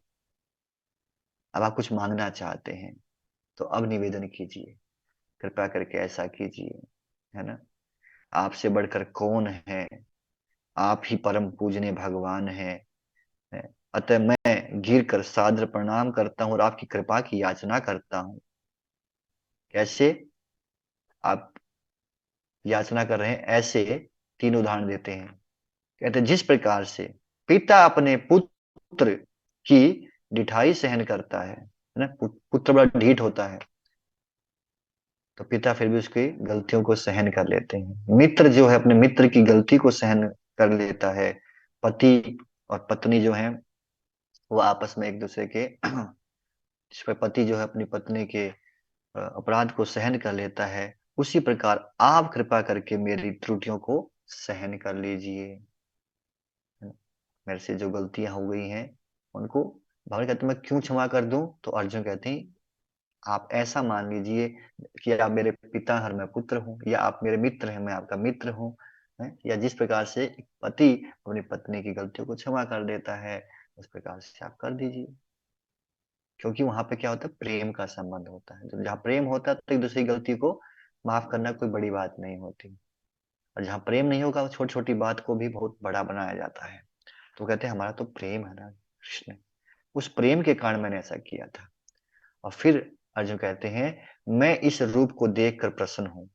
ठीक है, आपने मेरे को बहुत बढ़िया किया जो विश्व रूप दिखा दिया, आई एम वेरी हैप्पी। लेकिन फिर आगे कहते हैं, लेकिन क्या? साथ ही मेरा मन भय से व्याकुल है, कृपया अपना मन भावन रूप फिर से प्रकट कर दीजिए। हे जगन्निवास, हे जगदीश, हे देवेश। अब बहुत सारे नाम ऐसे लेते हैं जो कि भौतिक गौण नामों को बहुत पुकारते हैं अभी, है। तो भगवान कहते हैं, कौन सा रूप अर्जुन, कौन सा मन भावन रूप देखना चाहते हो तुम? तो अर्जुन कहते हैं, कौन सा? वो रूप जो चतुर्भुज रूप है आपका, है ना। श्लोक संख्या 46 में बता रहे हैं, मैं आपके चतुर्भुज रूप को देखना चाहता हूं, जिसमें आप गदा, चक्र, शंख और पद्म धारण किए हुए हैं। उस रूप को देखने की मेरी इच्छा है। तो फिर भगवान अर्जुन को अपना चतुर्भुज रूप दिखाते हैं, है ना। भगवान कहते हैं, अर्जुन, मैंने प्रसन्न होकर अपनी अंतरंगा शक्ति के बल पर तुम्हें इस संसार में अपने इस परम विश्व रूप का दर्शन कराया। इसके पूर्व अन्य किसी ने इस असीम और तेजमय आदि रूप को कभी नहीं देखा था। अब जो है, मेरा जो ये विश्व रूप था जो मैंने आपको दिखाया है, इसको देखना इतना आसान नहीं है, संभव नहीं है। फिर चतुर्भुज रूप दिखाने के लिए कहते हैं, तो भगवान चतुर्भुज रूप दिखाते हैं। उसके बाद फिर अर्जुन कहते हैं, नहीं, वो पहले वाला ही अच्छा था, वो द्विभुज रूप दिखा दीजिए दोबारा से, है ना। वही वाला ज्यादा पसंदीदा था। तो यदि आपसे पूछा जाए कि इन तीनों में से कौन सा रूप देखना सबसे कठिन है, विश्व रूप देखना, चतुर्भुज देखना, या द्विभुज रूप देखना? एबीसी। ए है विश्वरूप, बी है चतुर्भुज, और सी है द्विभुज। कौन सा रूप देखना सबसे मुश्किल है? ओके, काफी का ए है, काफी का सी है, मतलब बी तो है ही नहीं, है ना। बी तो कैंसिल ही कर दिया आपने, वो आ गया, एक बी भी आ गया है। ओके, तो सबसे मुश्किल है भगवान का द्विभुज रूप देखना। भगवान द्विज रूप सबके सामने प्रकट नहीं करते हैं ना, यही थोड़ा भगवान कहते हैं चतुर्भुज रूप क्या है, दूरदर्शन, बहुत मुश्किल से व्यक्ति इसको देख पाता है। बड़ा पढ़ेंगे, भगवान कहते हैं, हे अर्जुन, तुम मेरे जिस रूप को इस समय देख रहे हो, जो द्विभुज रूप तुम जिसको देख रहे हो, उसे देख पाना अत्यंत ही दुष्कर है। यहाँ तक कि देवता भी इस अत्यंत प्रिय रूप को देखने की ताक में रहते हैं। जब भगवान वृंदावन में लीला करते थे ना, तो देवताओं को एंट्री नहीं था वृंदावन में आकर के भगवान को देखने का। वो ऊपर से छुप छुप के देखते थे, सामने नहीं जाना भाई, मना किया हुआ हमको, एंट्री बैन है हमारी। तो कह रहे भगवान के इस रूप को, जो द्विभुज रूप है, ये सबसे गोपनीय है, और इसको देखना सबसे कठिन कार्य है। ठीक है। तो फिर अर्जुन कहते हैं, कैसे देख सकते हैं, क्या योग्यता चाहिए भैया आपकी इस रूप को देखने के लिए? कुछ क्वालिफिकेशन चाहिए, कुछ योग्यता चाहिए? तो भगवान कहते हैं, हाँ अर्जुन, योग्यता तो चाहिए। तो अर्जुन कहते हैं, क्या? वेद अध्ययन, तपस्या, दान, पूजा, इनके द्वारा आपको देखा जा सकता है? तो आपको क्या लगता है, इनके द्वारा भगवान को देखा जा सकता है कि नहीं? एबीसीडी में से क्या होगा? वेद अध्ययन, तपस्या, दान, पूजा, किसके द्वारा आप भगवान को देख सकते हैं? मीनिंग ऑफ द्विभुज, द्विभुज मतलब होता है दो भुजाओं वाला भगवान का रूप, जो कृष्ण का रूप था, उसको द्विभुज कहते हैं। ओके, नहीं देखा जा सकता। डी, पूजा से देख सकते हैं, कोई भी नहीं है। ओके, आप लोग समझ गए इसका मतलब, बहुत बुद्धिमान है। तो भर का 3 में से नहीं देख सकते आप, ना तो वेद अध्ययन के बल पर आप मुझे देख सकते हो, ना तपस्या के बल पर, ना दान से, ना पूजा से, मुझे नहीं जान सकते इनमें से कोई भी नहीं। तो फिर कैसे, कैसे आपको देखा जाए, कैसे आपको समझा जाए, आपका ये रूप कैसे देखा जाएगा? तो फिर भगवान आगे कहते हैं, भक्त्या तव अनन्या शक्य अहम एवं विधो अर्जुन ज्ञातुं द्रष्टुं च तत्वेन प्रवेष्टुं च परन्तपः। तो भगवान कहते हैं, हे अर्जुन, केवल अनन्य भक्ति द्वारा मुझे इस रूप में समझा जा सकता है। भक्त्या तव अनन्य, ना अन्य किसी और की नहीं, केवल मेरी ही भक्ति के करके, मेरी जो अनन्य भक्ति है उसको करके ही मेरे इस रूप को, कौन से रूप को, जो भगवान कृष्ण का दो भुजाओं वाला सुंदर श्याम सुंदर जो रूप है, उसको समझा जा सकता है। जिस रूप में मैं तुम्हारे समक्ष खड़ा हूं, और इसी प्रकार मेरा साक्षात दर्शन भी किया जा सकता है, केवल और केवल इसी विधि से तुम मेरे ज्ञान के रहस्य को पा सकते हो, और कोई दूसरा तरीका नहीं है Arjun. This is the only way you can understand me, you can see me face to face. क्या है वो? अनन्य भक्ति के द्वारा। इसलिए भगवान कहते हैं, अर्जुन क्या करो, मेरी शुद्ध भक्ति करो। और फिर अंतिम श्लोक वह है, श्लोक संख्या 55 में भगवान कहते हैं, हे अर्जुन, जो व्यक्ति सकाम कर्मों तथा मनोधर्म के कलमश से मुक्त होकर मेरी शुद्ध भक्ति में तत्पर रहता है, जो मेरे लिए ही कर्म करता है, जो मुझे ही जीवन लक्ष्य समझता है, और जो प्रत्येक जीव से मैत्री भाव रखता है, वो निश्चय ही मुझे प्राप्त करता है। तो कहने का अर्थ है, भगवान कहते हैं कि अर्जुन, यदि कोई व्यक्ति मुझे प्राप्त करना चाहता है, तो उसको क्या करना पड़ेगा? मेरी शुद्ध भक्ति करनी पड़ेगी, मेरी अनन्य प्रेमा भक्ति करनी पड़ेगी। उसके द्वारा ही वो मुझे जान सकता है, मुझे समझ सकता है। ठीक है। और इस प्रकार से ये अध्याय पूर्ण हुआ।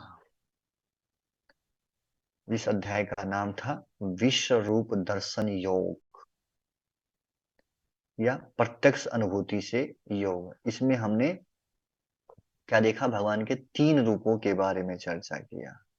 भगवान का विश्व रूप, भगवान का चतुर्भुज रूप, भगवान का द्विभुज रूप। और हमने जाना कि इनमें सबसे मुश्किल देखना है वो है द्विभुज रूप को। अब आप सोचिए, विश्व रूप को देखने के लिए हमको आंखें लेनी पड़ेंगी भगवान से, तब हम देख पाएंगे। द्विभुज को कैसे देख पाएंगे? इतना आसान नहीं है।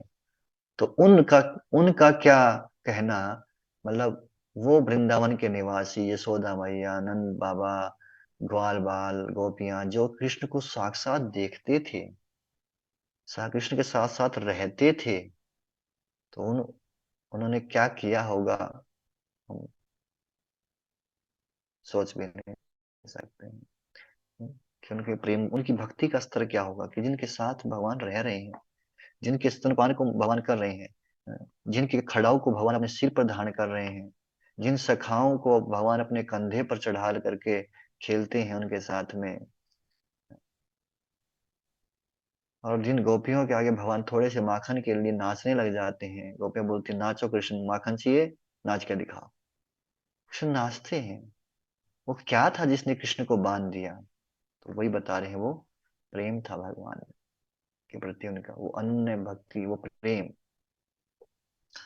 ओके। तो ये लास्ट है कि हमारी कुछ शिक्षाएं हैं।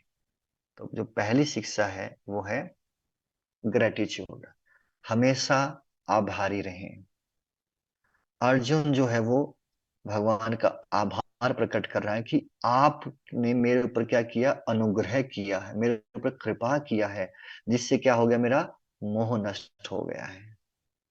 और जब भगवत का अंत में फिर से अर्जुन से भगवान पूछेंगे, अर्जुन कुछ समझ में आया? मैंने जो समझाया है इतनी देर से, तुमको कुछ समझ में आया कि नहीं आया? तुम्हारा क्लियर हुआ कि क्या करना है कि नहीं करना है? और फिर अंत में फिर अर्जुन बोलेंगे, नष्ट मोह स्मृति लब्ध्वा तव प्रसादात मया अच्युत। फिर कहेंगे, तव प्रसादात, आपकी कृपा से। प्रसाद का मतलब होता है कृपा। तो कह रहे आपकी कृपा से मेरा मोह नष्ट हो गया, नष्ट मोह, और फिर स्मृति लब्ध हुआ, ज्ञान आ गया है। मोह नष्ट हो गया, ज्ञान आ गया है। किसकी वजह से हुआ? आपकी वजह से, आपने कृपा किया है। तो उसी प्रकार से यहां पर भी अर्जुन उस बात को स्वीकार कर रहे हैं कि मेरा जो मोह है वो नष्ट हो गया, क्योंकि आपने मेरे ऊपर कृपा किया, मेरे ऊपर अनुग्रह किया है। तो इसी प्रकार से अ, जो शिष्य है गुरु के प्रति, उसको ऐसा भाव रखना चाहिए, ग्रेटिट्यूड का भाव होना चाहिए हमेशा, आभारी अपने आप को अ, मानना चाहिए कि उन्होंने हमारे पर कृपा करके अ, ये ज्ञान दिया है जिसके बल पर हम भगवान को समझ सकते हैं। या कोई दूसरा व्यक्ति, कोई दूसरा भी हो सकता है जिसने हमारे पर एहसान किया है, तो उसको हमेशा याद रखना चाहिए। हमने पहले भी इसके बारे में चर्चा किया था कि कोई किसी ने हमारे साथ अच्छा किया है तो उसको याद रखना चाहिए। सेकंड है, अब गिफ्ट देते हैं लोग, है ना। अभी होली आ रहा है, तो होली पे लोग गिफ्ट देंगे, है ना। कोई फेस्टिवल आता है, कोई बर्थडे आता है, तो क्या होता है, गिफ्ट देते हैं लोग, है कि नहीं। गिफ्ट देना और लेना, ये तो प्रेम के लक्षण है ना। रूप गोस्वामी, जो कि हमारे 6 आचार्य हैं, 6 गोस्वामी हैं, उनमें से एक है रूप गोस्वामी। उन्होंने एक किताब लिखी है, उसका नाम है उपदेशामृत। इंग्लिश में कहते हैं नेक्टर ऑफ इंस्ट्रक्शन। पतली सी किताब है जिसके अंदर केवल 11 श्लोक हैं। और वहां पर रूप गोस्वामी कहते हैं कि जो दो भक्त होते हैं, उन दो भक्तों में प्रेम के जो संबंध हैं वो कैसे पता चलता है? 6 कारणों से, 6 चीजें करते हैं वो। क्या करते हैं? ददाति प्रतिगृहाति, गुह्यम आख्याति पृच्छति, भुंजते भोजते चैव षड्विधा प्रीति लक्षणम। ये प्रेम के 6 लक्षण बताते हैं। क्या? ददाति, गिफ्ट देना, प्रतिगृहाति, गिफ्ट लेना। गिफ्ट देना और गिफ्ट लेना दोनों ही प्रेम के लक्षण हैं। और अपने दिल की बात शेयर करना, दूसरे के दिल की बात सुनना। कितने हो गए? 4। और भुंजते भोजते, खुद खाना, किसी घर पे गए, वहां जाके खाना, उसको अपने घर पे बुला के उसको खिलाना। दिस इज, ये 6 तरीके सिम्टम्स क्या है भक्तों के बीच में प्रेम के लक्षण बताए गए हैं। तो यहाँ बता रहे हैं कि अगर हमको उपहार देना है, गिफ्ट देना है, तो सबसे बेस्ट गिफ्ट क्या है? ज्ञान का उपहार, नॉलेज, है ना। और यहाँ अर्जुन जो है वो गिफ्ट दे रहे हैं। हम सब के लिए अर्जुन भगवान से प्रश्न पूछ रहे हैं कि आपका विराट रूप दिखा सकते हैं क्या? यदि आप समझते हैं हम योग्य हैं, देख सकते हैं, तो आप दिखा दीजिए। क्यों अर्जुन ऐसा पूछे? ताकि भविष्य में, पता था कई लोग होंगे ऐसे जो अपने आप को भगवान घोषित करेंगे, तो उन लोगों को कैसे टैकल करना है वो ज्ञान हमको प्राप्त हो जाए। इसीलिए अर्जुन भगवान से ये प्रश्न पूछते हैं, है ना। तो ये अर्जुन हमको ज्ञान का उपहार दे रहे हैं। किसके माध्यम से? भगवान के माध्यम से। हालांकि ज्ञान तो भगवान ने दिया है, पर अर्जुन वो माध्यम बनते हैं उस ज्ञान को हमारे तक पहुंचाने के लिए। ठीक है। नेक्स्ट, समय का आदर करो। समय का आदर करो मतलब सेकंड पॉइंट में आप ये भी सोच सकते हैं कि ज्ञान का उपहार दो, मतलब कि यदि आपको किसी को गिफ्ट देना है तो आप भगवत गीता किसी को गिफ्ट कर सकते हैं, है ना। कोई किताब, चाहे वो कृष्णा बुक हमने जैसे चर्चा किया, वो गिफ्ट कीजिए। मतलब किताब पढ़ने से भगवान की ओर उसका कुछ श्रद्धा बढ़े, कुछ फायदा हो। ये जो ज्ञान है ये हमेशा रहने वाला, परमानेंट रहने वाला है, उसका वास्तव में भला करने वाला है। तो हमें ऐसा गिफ्ट देना चाहिए। वैसे लोग गिफ्ट देंगे, कुछ मिठाई दे देंगे, कुछ चॉकलेट दे देंगे, वो क्या होगा? वो खाया पिया खत्म, है ना, खत्म। गिफ्ट ऐसा दीजिए जो व्यक्ति के सालों साल चले, उसके साथ रहे, उसके काम आए, उसके उसके बाद भी काम आए। और वो है भगवद गीता का गिफ्ट। थर्ड है समय का आदर करो। भगवान ने कहा मैं क्या हूं? समय हूं, मैं काल हूं। इसलिए डोंट वेस्ट योर टाइम। समय का, कई लोग बोलते हैं, अब में से कितने लोग थिएटर में गए हैं कभी मूवी देखने?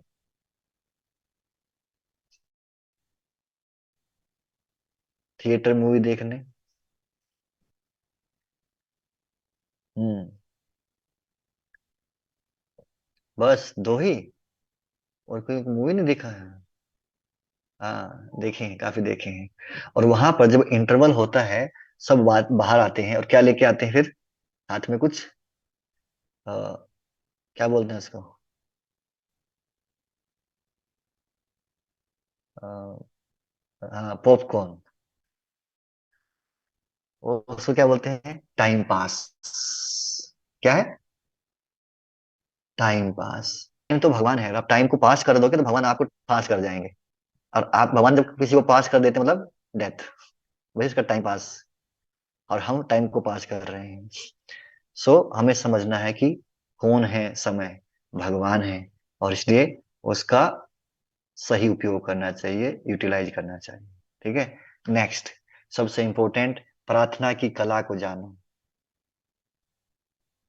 हैं? चार पॉइंट्स बताए थे, किसको याद है चार पॉइंट? देखते हैं। फोर स्टेप्स, प्रार्थना कैसे करनी चाहिए। सबसे पहले क्या करेंगे भगवान के पास जा करके? पहले भगवान का गुणगान करना, यस। फिर सेकंड, गुणगान करने के बाद प्रणाम करना, वेरी गुड।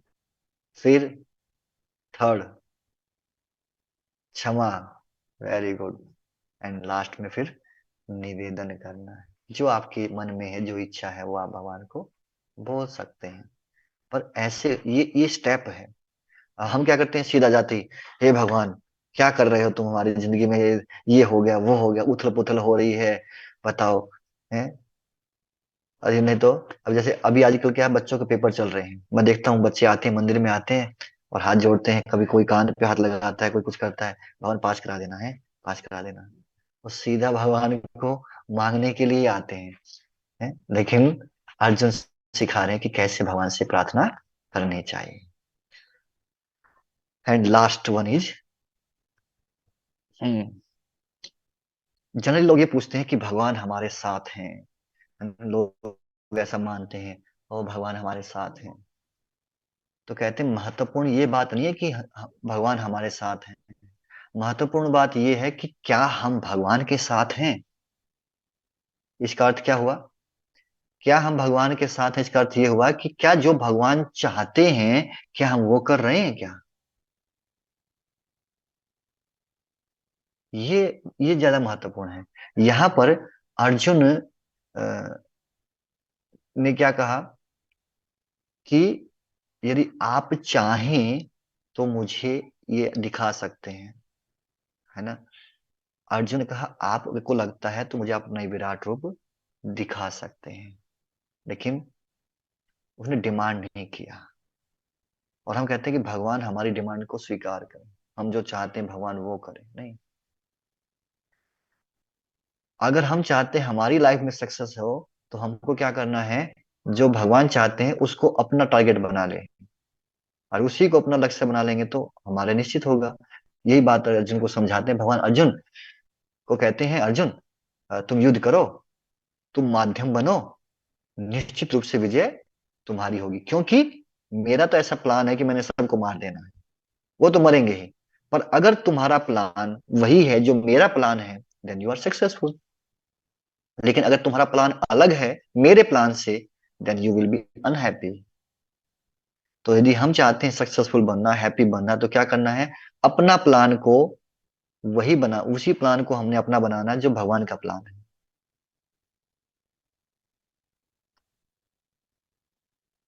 और ये लास्ट इस चैप्टर का सार है कि हमने सुना किस प्रकार से अर्जुन रिक्वेस्ट करते हैं। पहले तो पहले कहते हैं कि आपकी कृपा से आपने अनुग्रह करके मुझे दिव्य ज्ञान दिया है। और फिर आगे कहते हैं कि मैं आपका उस विश्व रूप का दर्शन करना चाहता हूँ। तो भगवान कहते हैं ठीक है अर्जुन, देखो मेरे विश्व रूप में तुम क्या क्या देखने वाले हो। तो मुख्य भगवान बताते हैं।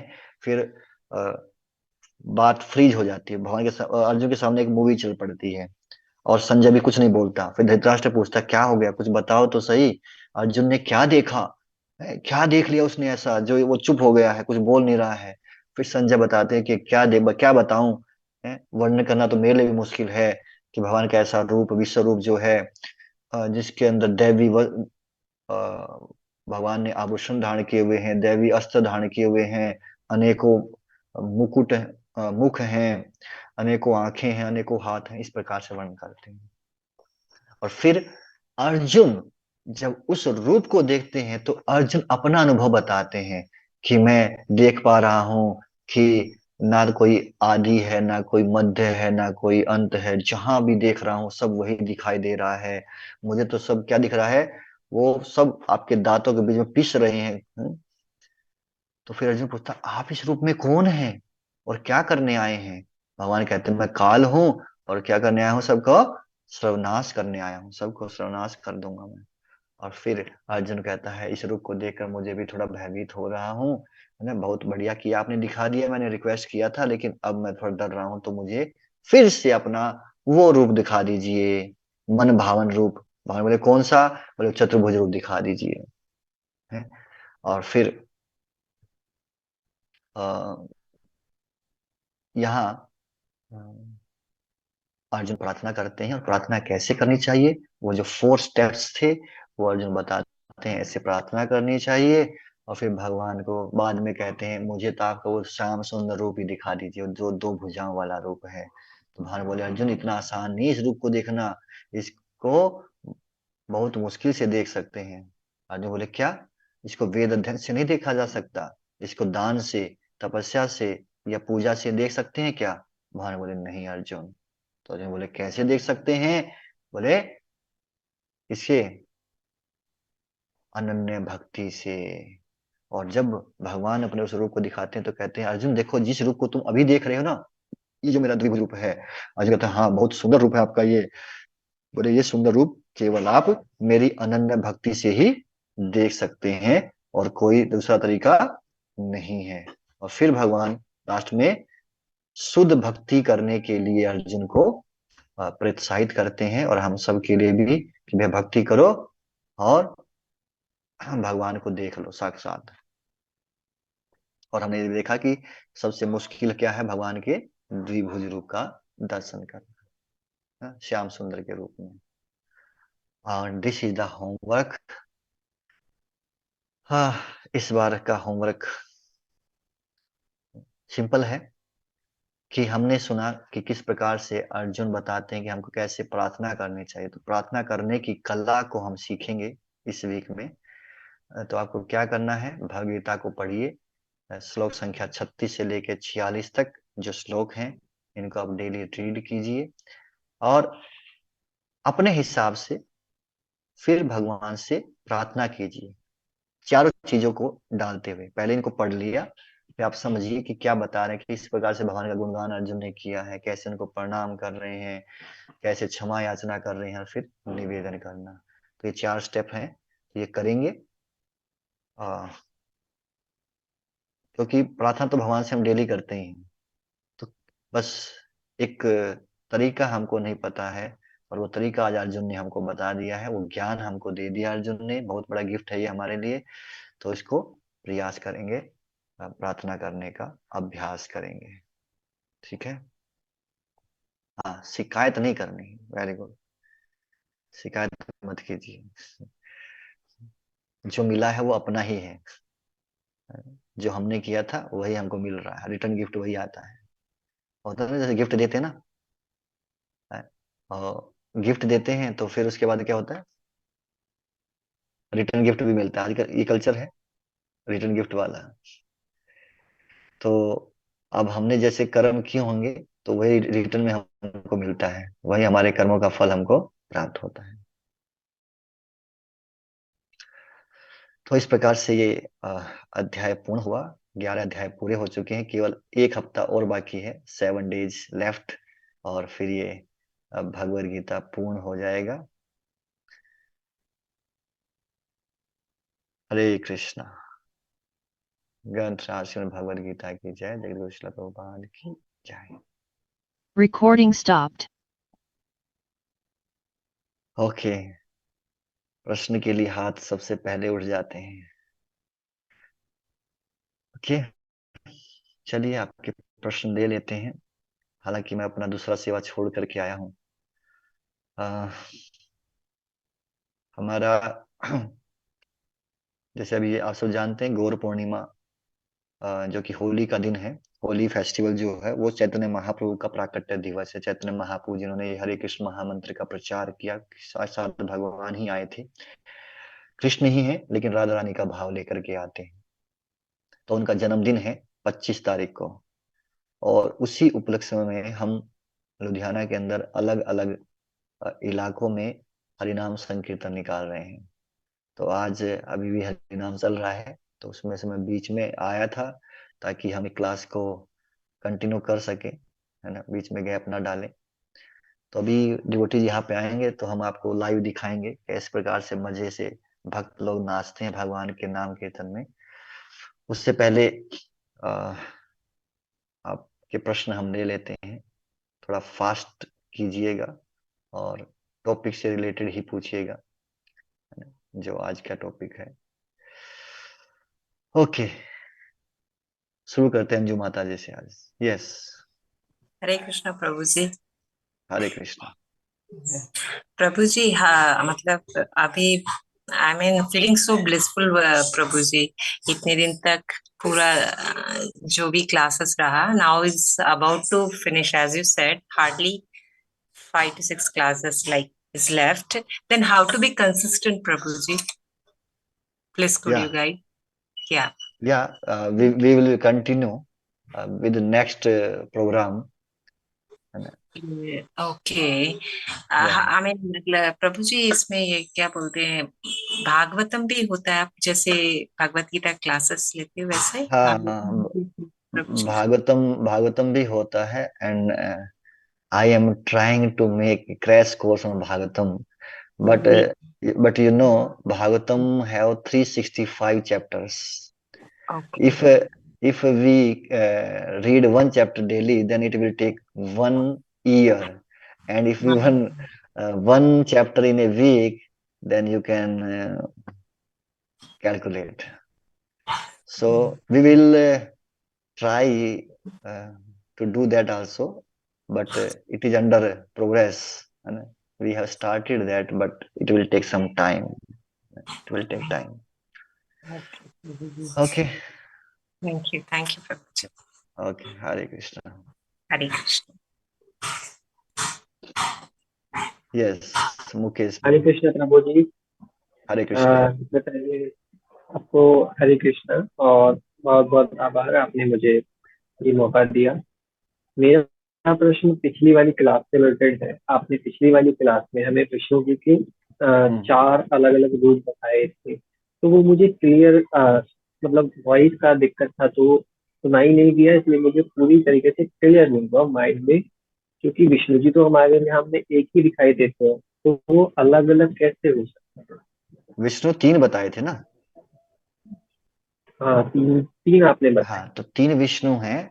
पहले है कारणोदकसाई विष्णु, जिनको महाविष्णु भी कहा जाता है।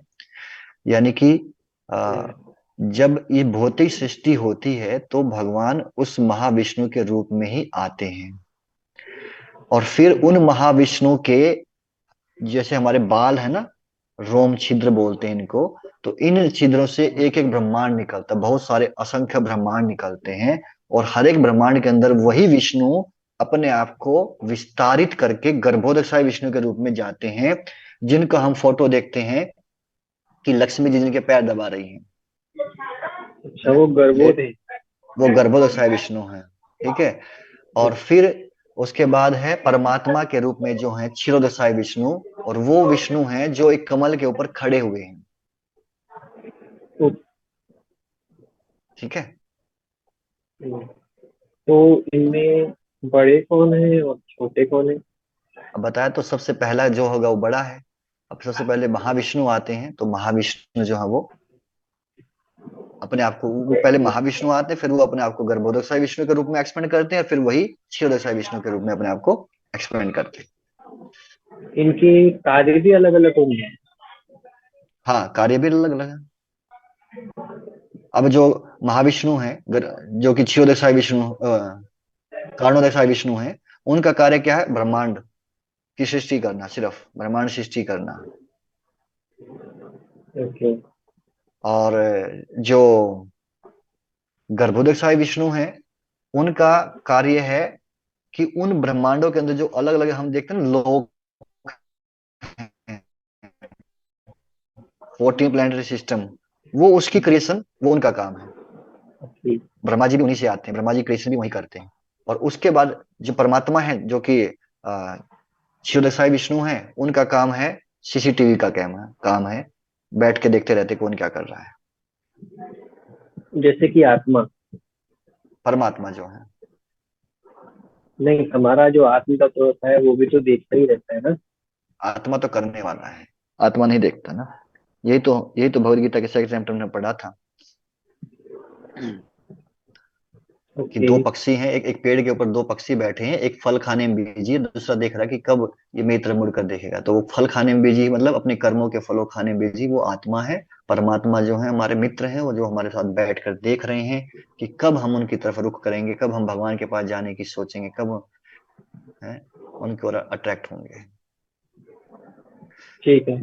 और प्रभु जी एक क्वेश्चन और है, जैसे कि आपने भी बताया था कि संकीर्तन होगा 25 तारीख को, तो ये हर जगह होगा, मतलब हम अपनी दिल्ली में जो हमारे आसपास में द्वारका का पब है वहाँ पे ज्वाइन कर सकते हैं क्या? संकीर्तन 25 तारीख को? हाँ हाँ, ये हर हर मंदिर में होगा, 25 तारीख को शाम को हर मंदिर में होगा ये। जरूर जाइए, आपके अगर पास में मंदिर है तो आप जाइए वहां पे, और भगवान का अभिषेक होगा, दर्शन कीजिए, कीर्तन होगा, उसमें पार्टिसिपेट कीजिए। हमारे पास में द्वारका वाला पब है तो। हाँ, तो द्वारका है तो आप द्वारका जाइए। ओके। हरे कृष्णा प्रभु जी। हरे कृष्णा। यस। हरे कृष्णा प्रभु जी। हरे कृष्णा। अभी आपने लास्ट में अ, जो जो टीचिंग्स था उसमें एक पॉइंट था कि सबको जिसको हेल्प करना है, जो हम लोगों को हेल्प किया है हम उसको मतलब अपना ग्रेटिट्यूड देंगे और उनको उसके लिए कृतज्ञ रहेंगे। तो इसलिए ऐसा होता है कि कोई हमें हेल्प करता है, तो हमने उसके लिए क्या वो लाइफ टाइम के लिए वैसा ही रहेंगे और उसका वो जो सामने वाला उसी चीज का हमसे तो फायदा नहीं उठाएगा, तो बार बार हमसे कुछ लेता होगा, तो उस चीज में हम क्या करेंगे? मतलब ऐसा क्या हम्म। हम ऐसे ही रहेंगे या नहीं? तो यहाँ ये बात समझने वाले कि यदि किसी ने हमारी हेल्प की है तो हमको उस बात को हमेशा याद रखना चाहिए कि इस व्यक्ति के अंदर, हो सकती है देखिए, परफेक्ट कोई भी नहीं है, कमियां हर व्यक्ति के अंदर में है। ठीक है, उसने जब मेरे को जरूरत थी, उसने मेरी हेल्प की, उसने मेरी सहायता की, इस भाव को हमेशा रखना चाहिए। और उसकी जितना आप कर सकते हैं उतना कोशिश कीजिए उनकी हेल्प करने का। अब ऐसा नहीं है कि मतलब आप कर नहीं सकते लेकिन फिर भी आपको, नहीं उसने मेरी की थी मेरे को करना ही है, नहीं। जितना आपसे बन सकता है, आप कर सकते हैं, उतना कीजिए। इसमें और एक एक्सपर्ट वाली क्वेश्चन। की बात नहीं है ना? जितना हम कर सकते उतना करेंगे भैया। आई आई नहीं, कन्विंस क्योंकि यहाँ पे आज उसको। बहुत बहुत प्रकार के लोग हैं। तो हाँ, वो तो हम है। एक अच्छे सोच में हम लोग सोचते हैं कि हाँ, हम सोचते रहेंगे कि हाँ, ये वो हमारे लिए बहुत कुछ किया है हम जब मुश्किल मुश्किल में थे, लेकिन वो उस चीज का कभी मतलब मिसयूज भी कर सकता है हमारा तो तो उस उसी चीज चीज को के हमको लिए। थोड़ा, हाँ, थोड़ा हमको देखना पड़ेगा, और तो है ना? कितना हम कर सकते हैं, हमारी लिमिट क्या है, और एक कैपेसिटी क्या टॉपिक के रिलेटेड वो है आपने स्टार्टिंग में है। बोला था ये हम्म। विश्वरूप भगवान का वो युद्ध के बीच में दिखाए थे हम्म। कुछ दिन के बाद, बट तो तब तक अभी यहाँ पे ये थोड़ा संजय को कैसे दिखाई दिया, क्योंकि संजय को तो दिव्य दृष्टि नहीं दिए थे भगवान डायरेक्टली जैसे कि अर्जुन को दिए देखने के लिए, तो वो कैसे हम्म। उनका विश्वरूप देखा? तो वो एक पॉइंट है। तो विश्व संजय को जो दिव्य दृष्टि है वो व्यास देव जी ने दी थी, एंड व्यासदेव जी जो हैं वो भगवान के ही अवतार हैं, और उन्होंने संजय को दिव्य दृष्टि दी थी कि जिससे वो वहां पर बैठे बैठे जो कुछ भी वहां महाभारत के युद्ध में हो रहा है, वो जो देखना चाहते हैं वो देख पाएंगे। तो वो भी उनके गुरु की कृपा से, क्योंकि व्यासदेव जो हैं वो संजय के गुरु ही हैं एक्चुअली, संजय उन्हीं के डिसाइपल हैं ना। तो उनकी कृपा से ही वो देख पाए उनको। तो वो, और व्यासदेव भी कोई साधारण व्यक्ति नहीं है, he is also incarnation of the Lord.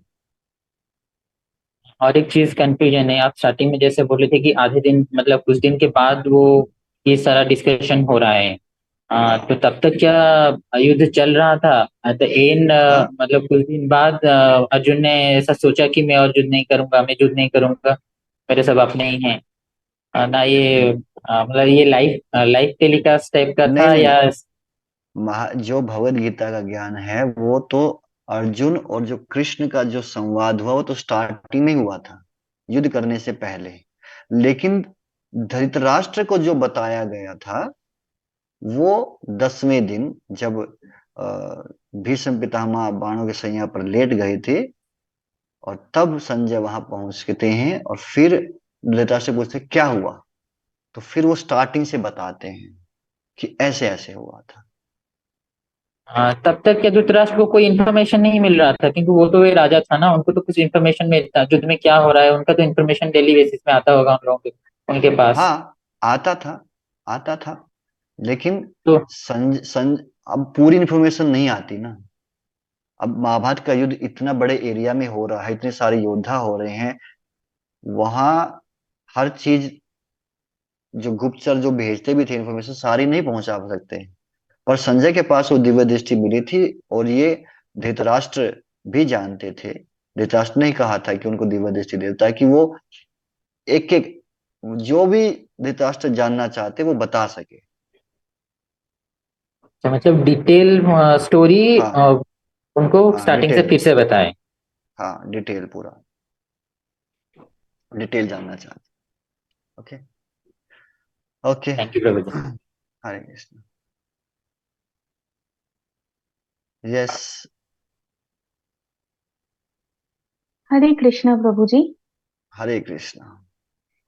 ओ, प्रभु जी पहले तो मुझे पूछना था, इस कोर्स के बाद अगर आपका कोई भी कोर्स आएगा तो प्लीज हमें बताना, मैं सबसे पहले ज्वाइन करना चाहूंगी, बहुत अच्छा लग रहा है।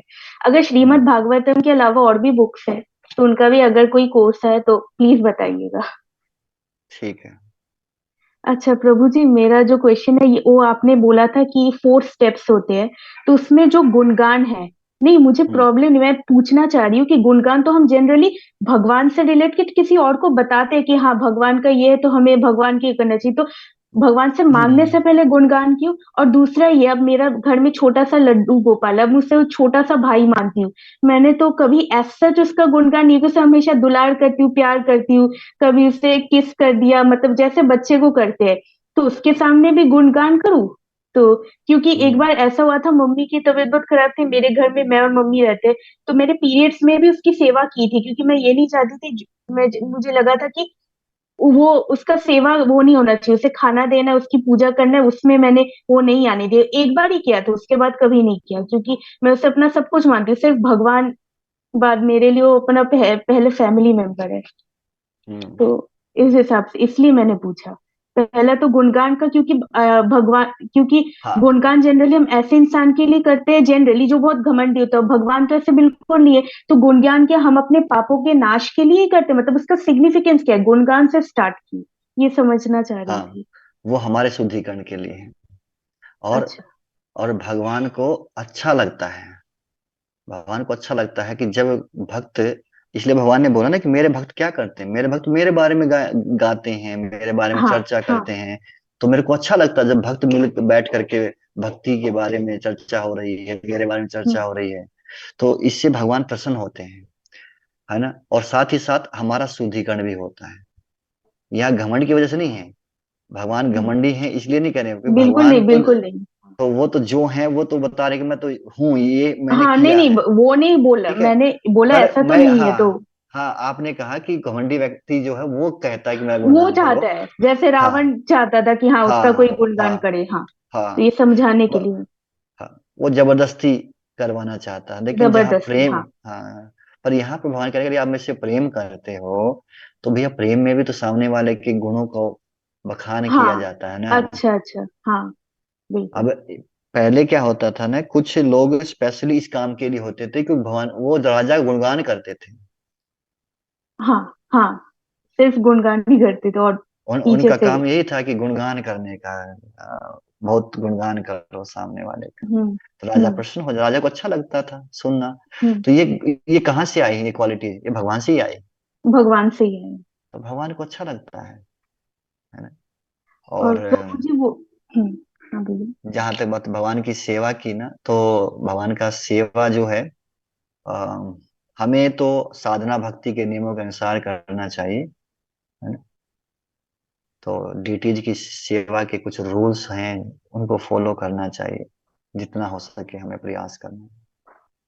अच्छा, वो प्रभु जी एक ही बार हुआ था क्योंकि मम्मी उस टाइम हाँ, इस सिचुएशन में नहीं थी। दैट्स वैसे ओके, नहीं करती। हाँ, एक दैट्स ही ओके। बार मैं उसे कैसे यस, भूखा छोड़ देती हूँ, उसे कुछ थोड़ा कभी कभार कम खाना देती हूँ, मुझे हाँ, बुरा लगता है। वो पूरा दिन मेरा हम्म, काफी टाइम तक बुरा लगता है, तो इसलिए बहुत हमें, फर्क पड़ता है। मुझे।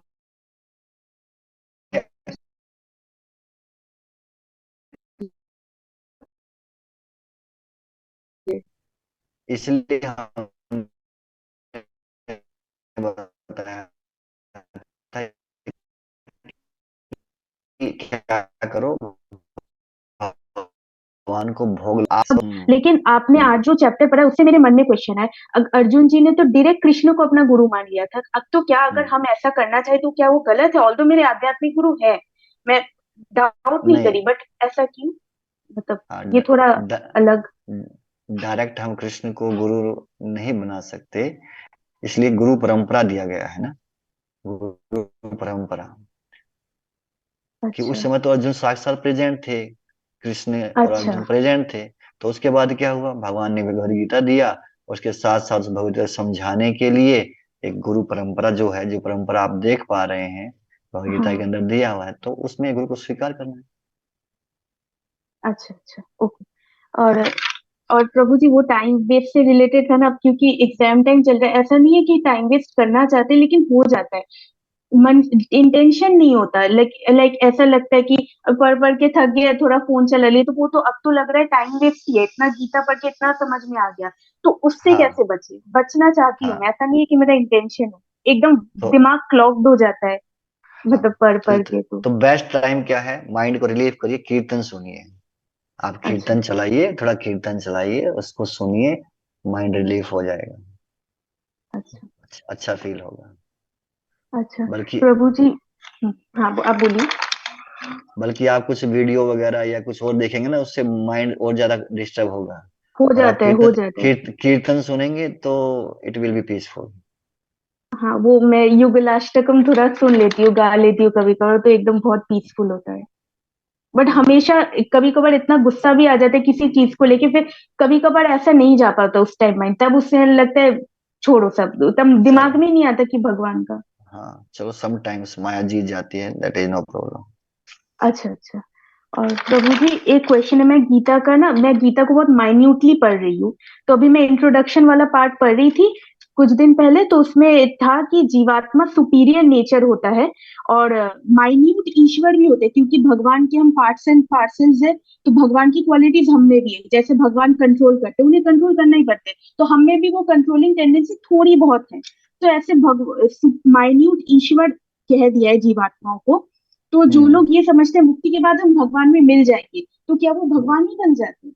वो मतलब कोई भगवान तो नहीं बन सकता भगवान में। नहीं, वो लोग ये सोचते हैं लिबरेशन का मतलब भगवान के अंदर घुस जाएंगे, बस ये मुक्ति। हम्म, पहले के वहाँ लोग यही सोचते थे, तो वहाँ ये तो पांच गलत पांच हुआ ना। प्रकार की मुक्ति बताई ना, वहाँ 5 प्रकार की मुक्ति बताई है ना।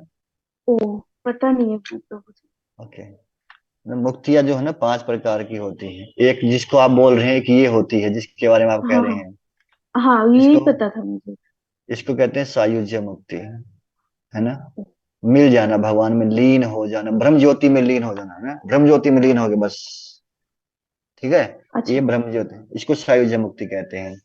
और एक होता है सारूप्य, भगवान के जैसा ही रूप मिल जाता है। अच्छा अच्छा एक होता है सामीप्य, भगवान के बिल्कुल पास रहने का मौका मिलता है। अच्छा, यही अच्छा है, यही बेस्ट है। सालोक्य, भगवान जिस लोक में रहते हैं उसी लोक में, यानी कि आध्यात्मिक लोक में रहने का अवसर मिल गया, उसको सालोक्य बोलते हैं। हाँ, कीर्तन टीम हमारी आ गई है, अब थोड़ी आवाज थोड़ी कम सुनाई देगी। और अच्छा लास्ट है सारस्ती। तो सारस्ती मतलब भगवान जैसा ऐश्वर्य हमको मिल जाता है। ऐसे कैसे? मतलब आपको एक लोक दे देंगे, चलो इस लोक के आप ही राजा बन गए, जैसे ध्रुव लोक है। नहीं नहीं, जरूरत नहीं है, जरूरत नहीं है, ये सब के लिए नहीं, भगवान के वो मिल जाए बहुत है। और प्रभु जी, मेरा लास्ट क्वेश्चन, सॉरी, वो एक मैंने देखा, हमेशा हम किसी भी देवता को उनके नाम से पुकारते हैं, एकमात्र सूर्य देवता है जिन्हें हम सूर्य नारायण भी कहते हैं, उनके नाम के पीछे नारायण, मतलब उन्हें इतना हाई रिस्पेक्ट क्यों, मतलब उनके नाम के बाद भगवान का ही नाम लगा दिया, मतलब इसके पीछे कोई रीजन है या फिर ऐसे ही, मतलब किसी की, क्योंकि किसी भी देवता के नाम के आगे पीछे मैंने भगवान का नाम नहीं सुना, ये सूर्य नारायण, मेरे दिमाग में एकदम से क्वेश्चन है, ऐसा क्यों, क्योंकि आउट ऑफ द कोड मुझे लगा, कन्वेंशन, अनकन्वेंशन। एक्चुअली मैंने नहीं पढ़ा है ऐसा। अगर अच्छा, कहीं पर है तो आप मुझे रेफरेंस बताएंगे तो मैं पढ़ी नहीं मैंने तो फिर लोगों के बता मुंह दूंगा। से ही सुने हैं हाँ, इसकी, सूर्य नारायण ऐसे। तो मैंने नहीं पढ़ा है, तो उस बारे में अच्छा मैं ओके, नहीं बता। ठीक ठीक है। है, हरे कृष्णा प्रभु जी। हरे कृष्ण। ओके, चलिए लास्ट है, फिर आपको दर्शन कराते हैं हरि नाम के वीडियो से।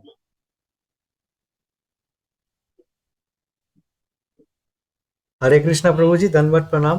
हरे कृष्णा। प्रभु जी, मेरा सवाल ये है कि आपने बताया कि जो मतलब विश्व रूप में अर्जुन देख रहे थे कि भगवान के दांतों में भीष्म पितामह फंसे हुए हैं, है ना प्रभु जी? तो मेरा हाँ। सवाल यही है कि अर्जुन भी भगवान के भक्त हैं और भीष्म पितामह भी भगवान के भक्त हैं। हम्म। मतलब भीष्म पितामह महाजन, 12 महाजनों में से एक है, हम्म। लेकिन अर्जुन महाजन नहीं है प्रभु जी। तो फिर हाँ, उनकी उनकी ऐसी मतलब करुण स्थिति, मतलब क्योंकि उन्होंने भी साथ दिया द्रौपदी के चीरहरण में। उस समय पर द्रौपदी का जब चीरहरण हो रहा था, भीष्म पितामह भी वहां उपस्थित थे। वो चाहते तो वो भी उसको रोक सकते थे, बट वो, मतलब उन्होंने उस धर्म को ज्यादा ऊपर दिया कि भैया हमने इनका नमक खाया है, हम क्या बोल सकते हैं, राजा की इच्छा की सब हमने हो रहा तो वो एक जो गलती उनके सामने आई थी, पूरे लाइफ में उनसे एक ही प्रॉब्लम, यही गलती हुई थी बस। अच्छा प्रभु, ओके, सो कि इसी वजह कैपेसिटी से। होते हुए भी, हाँ, कैपेसिटी होते हुए भी उन्होंने नहीं किया था।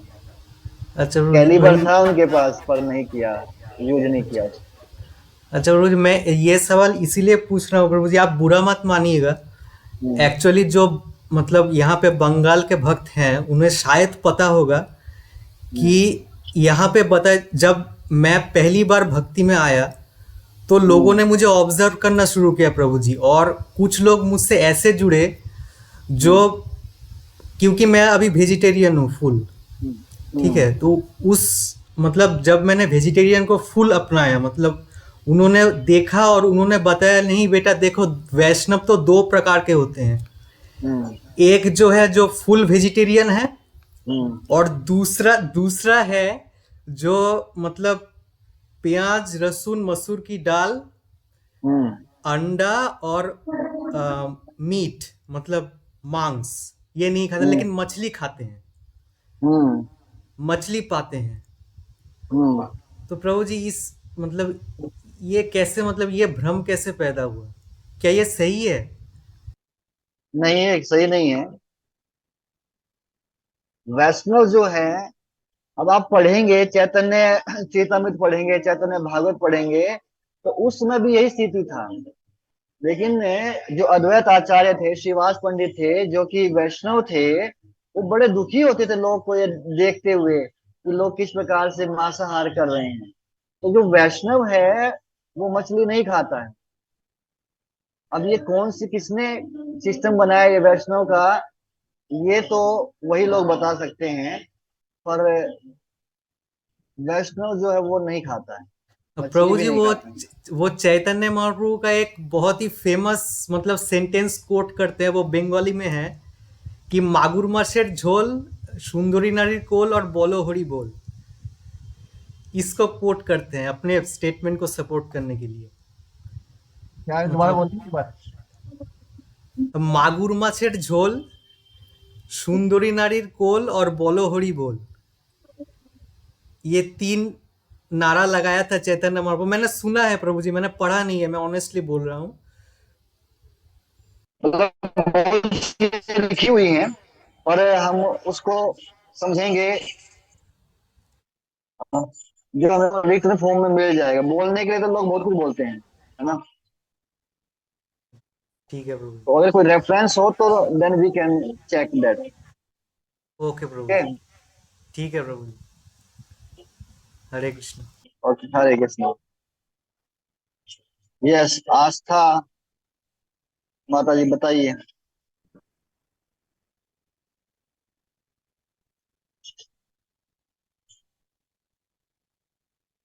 खुल जा खुल जा खुल जा।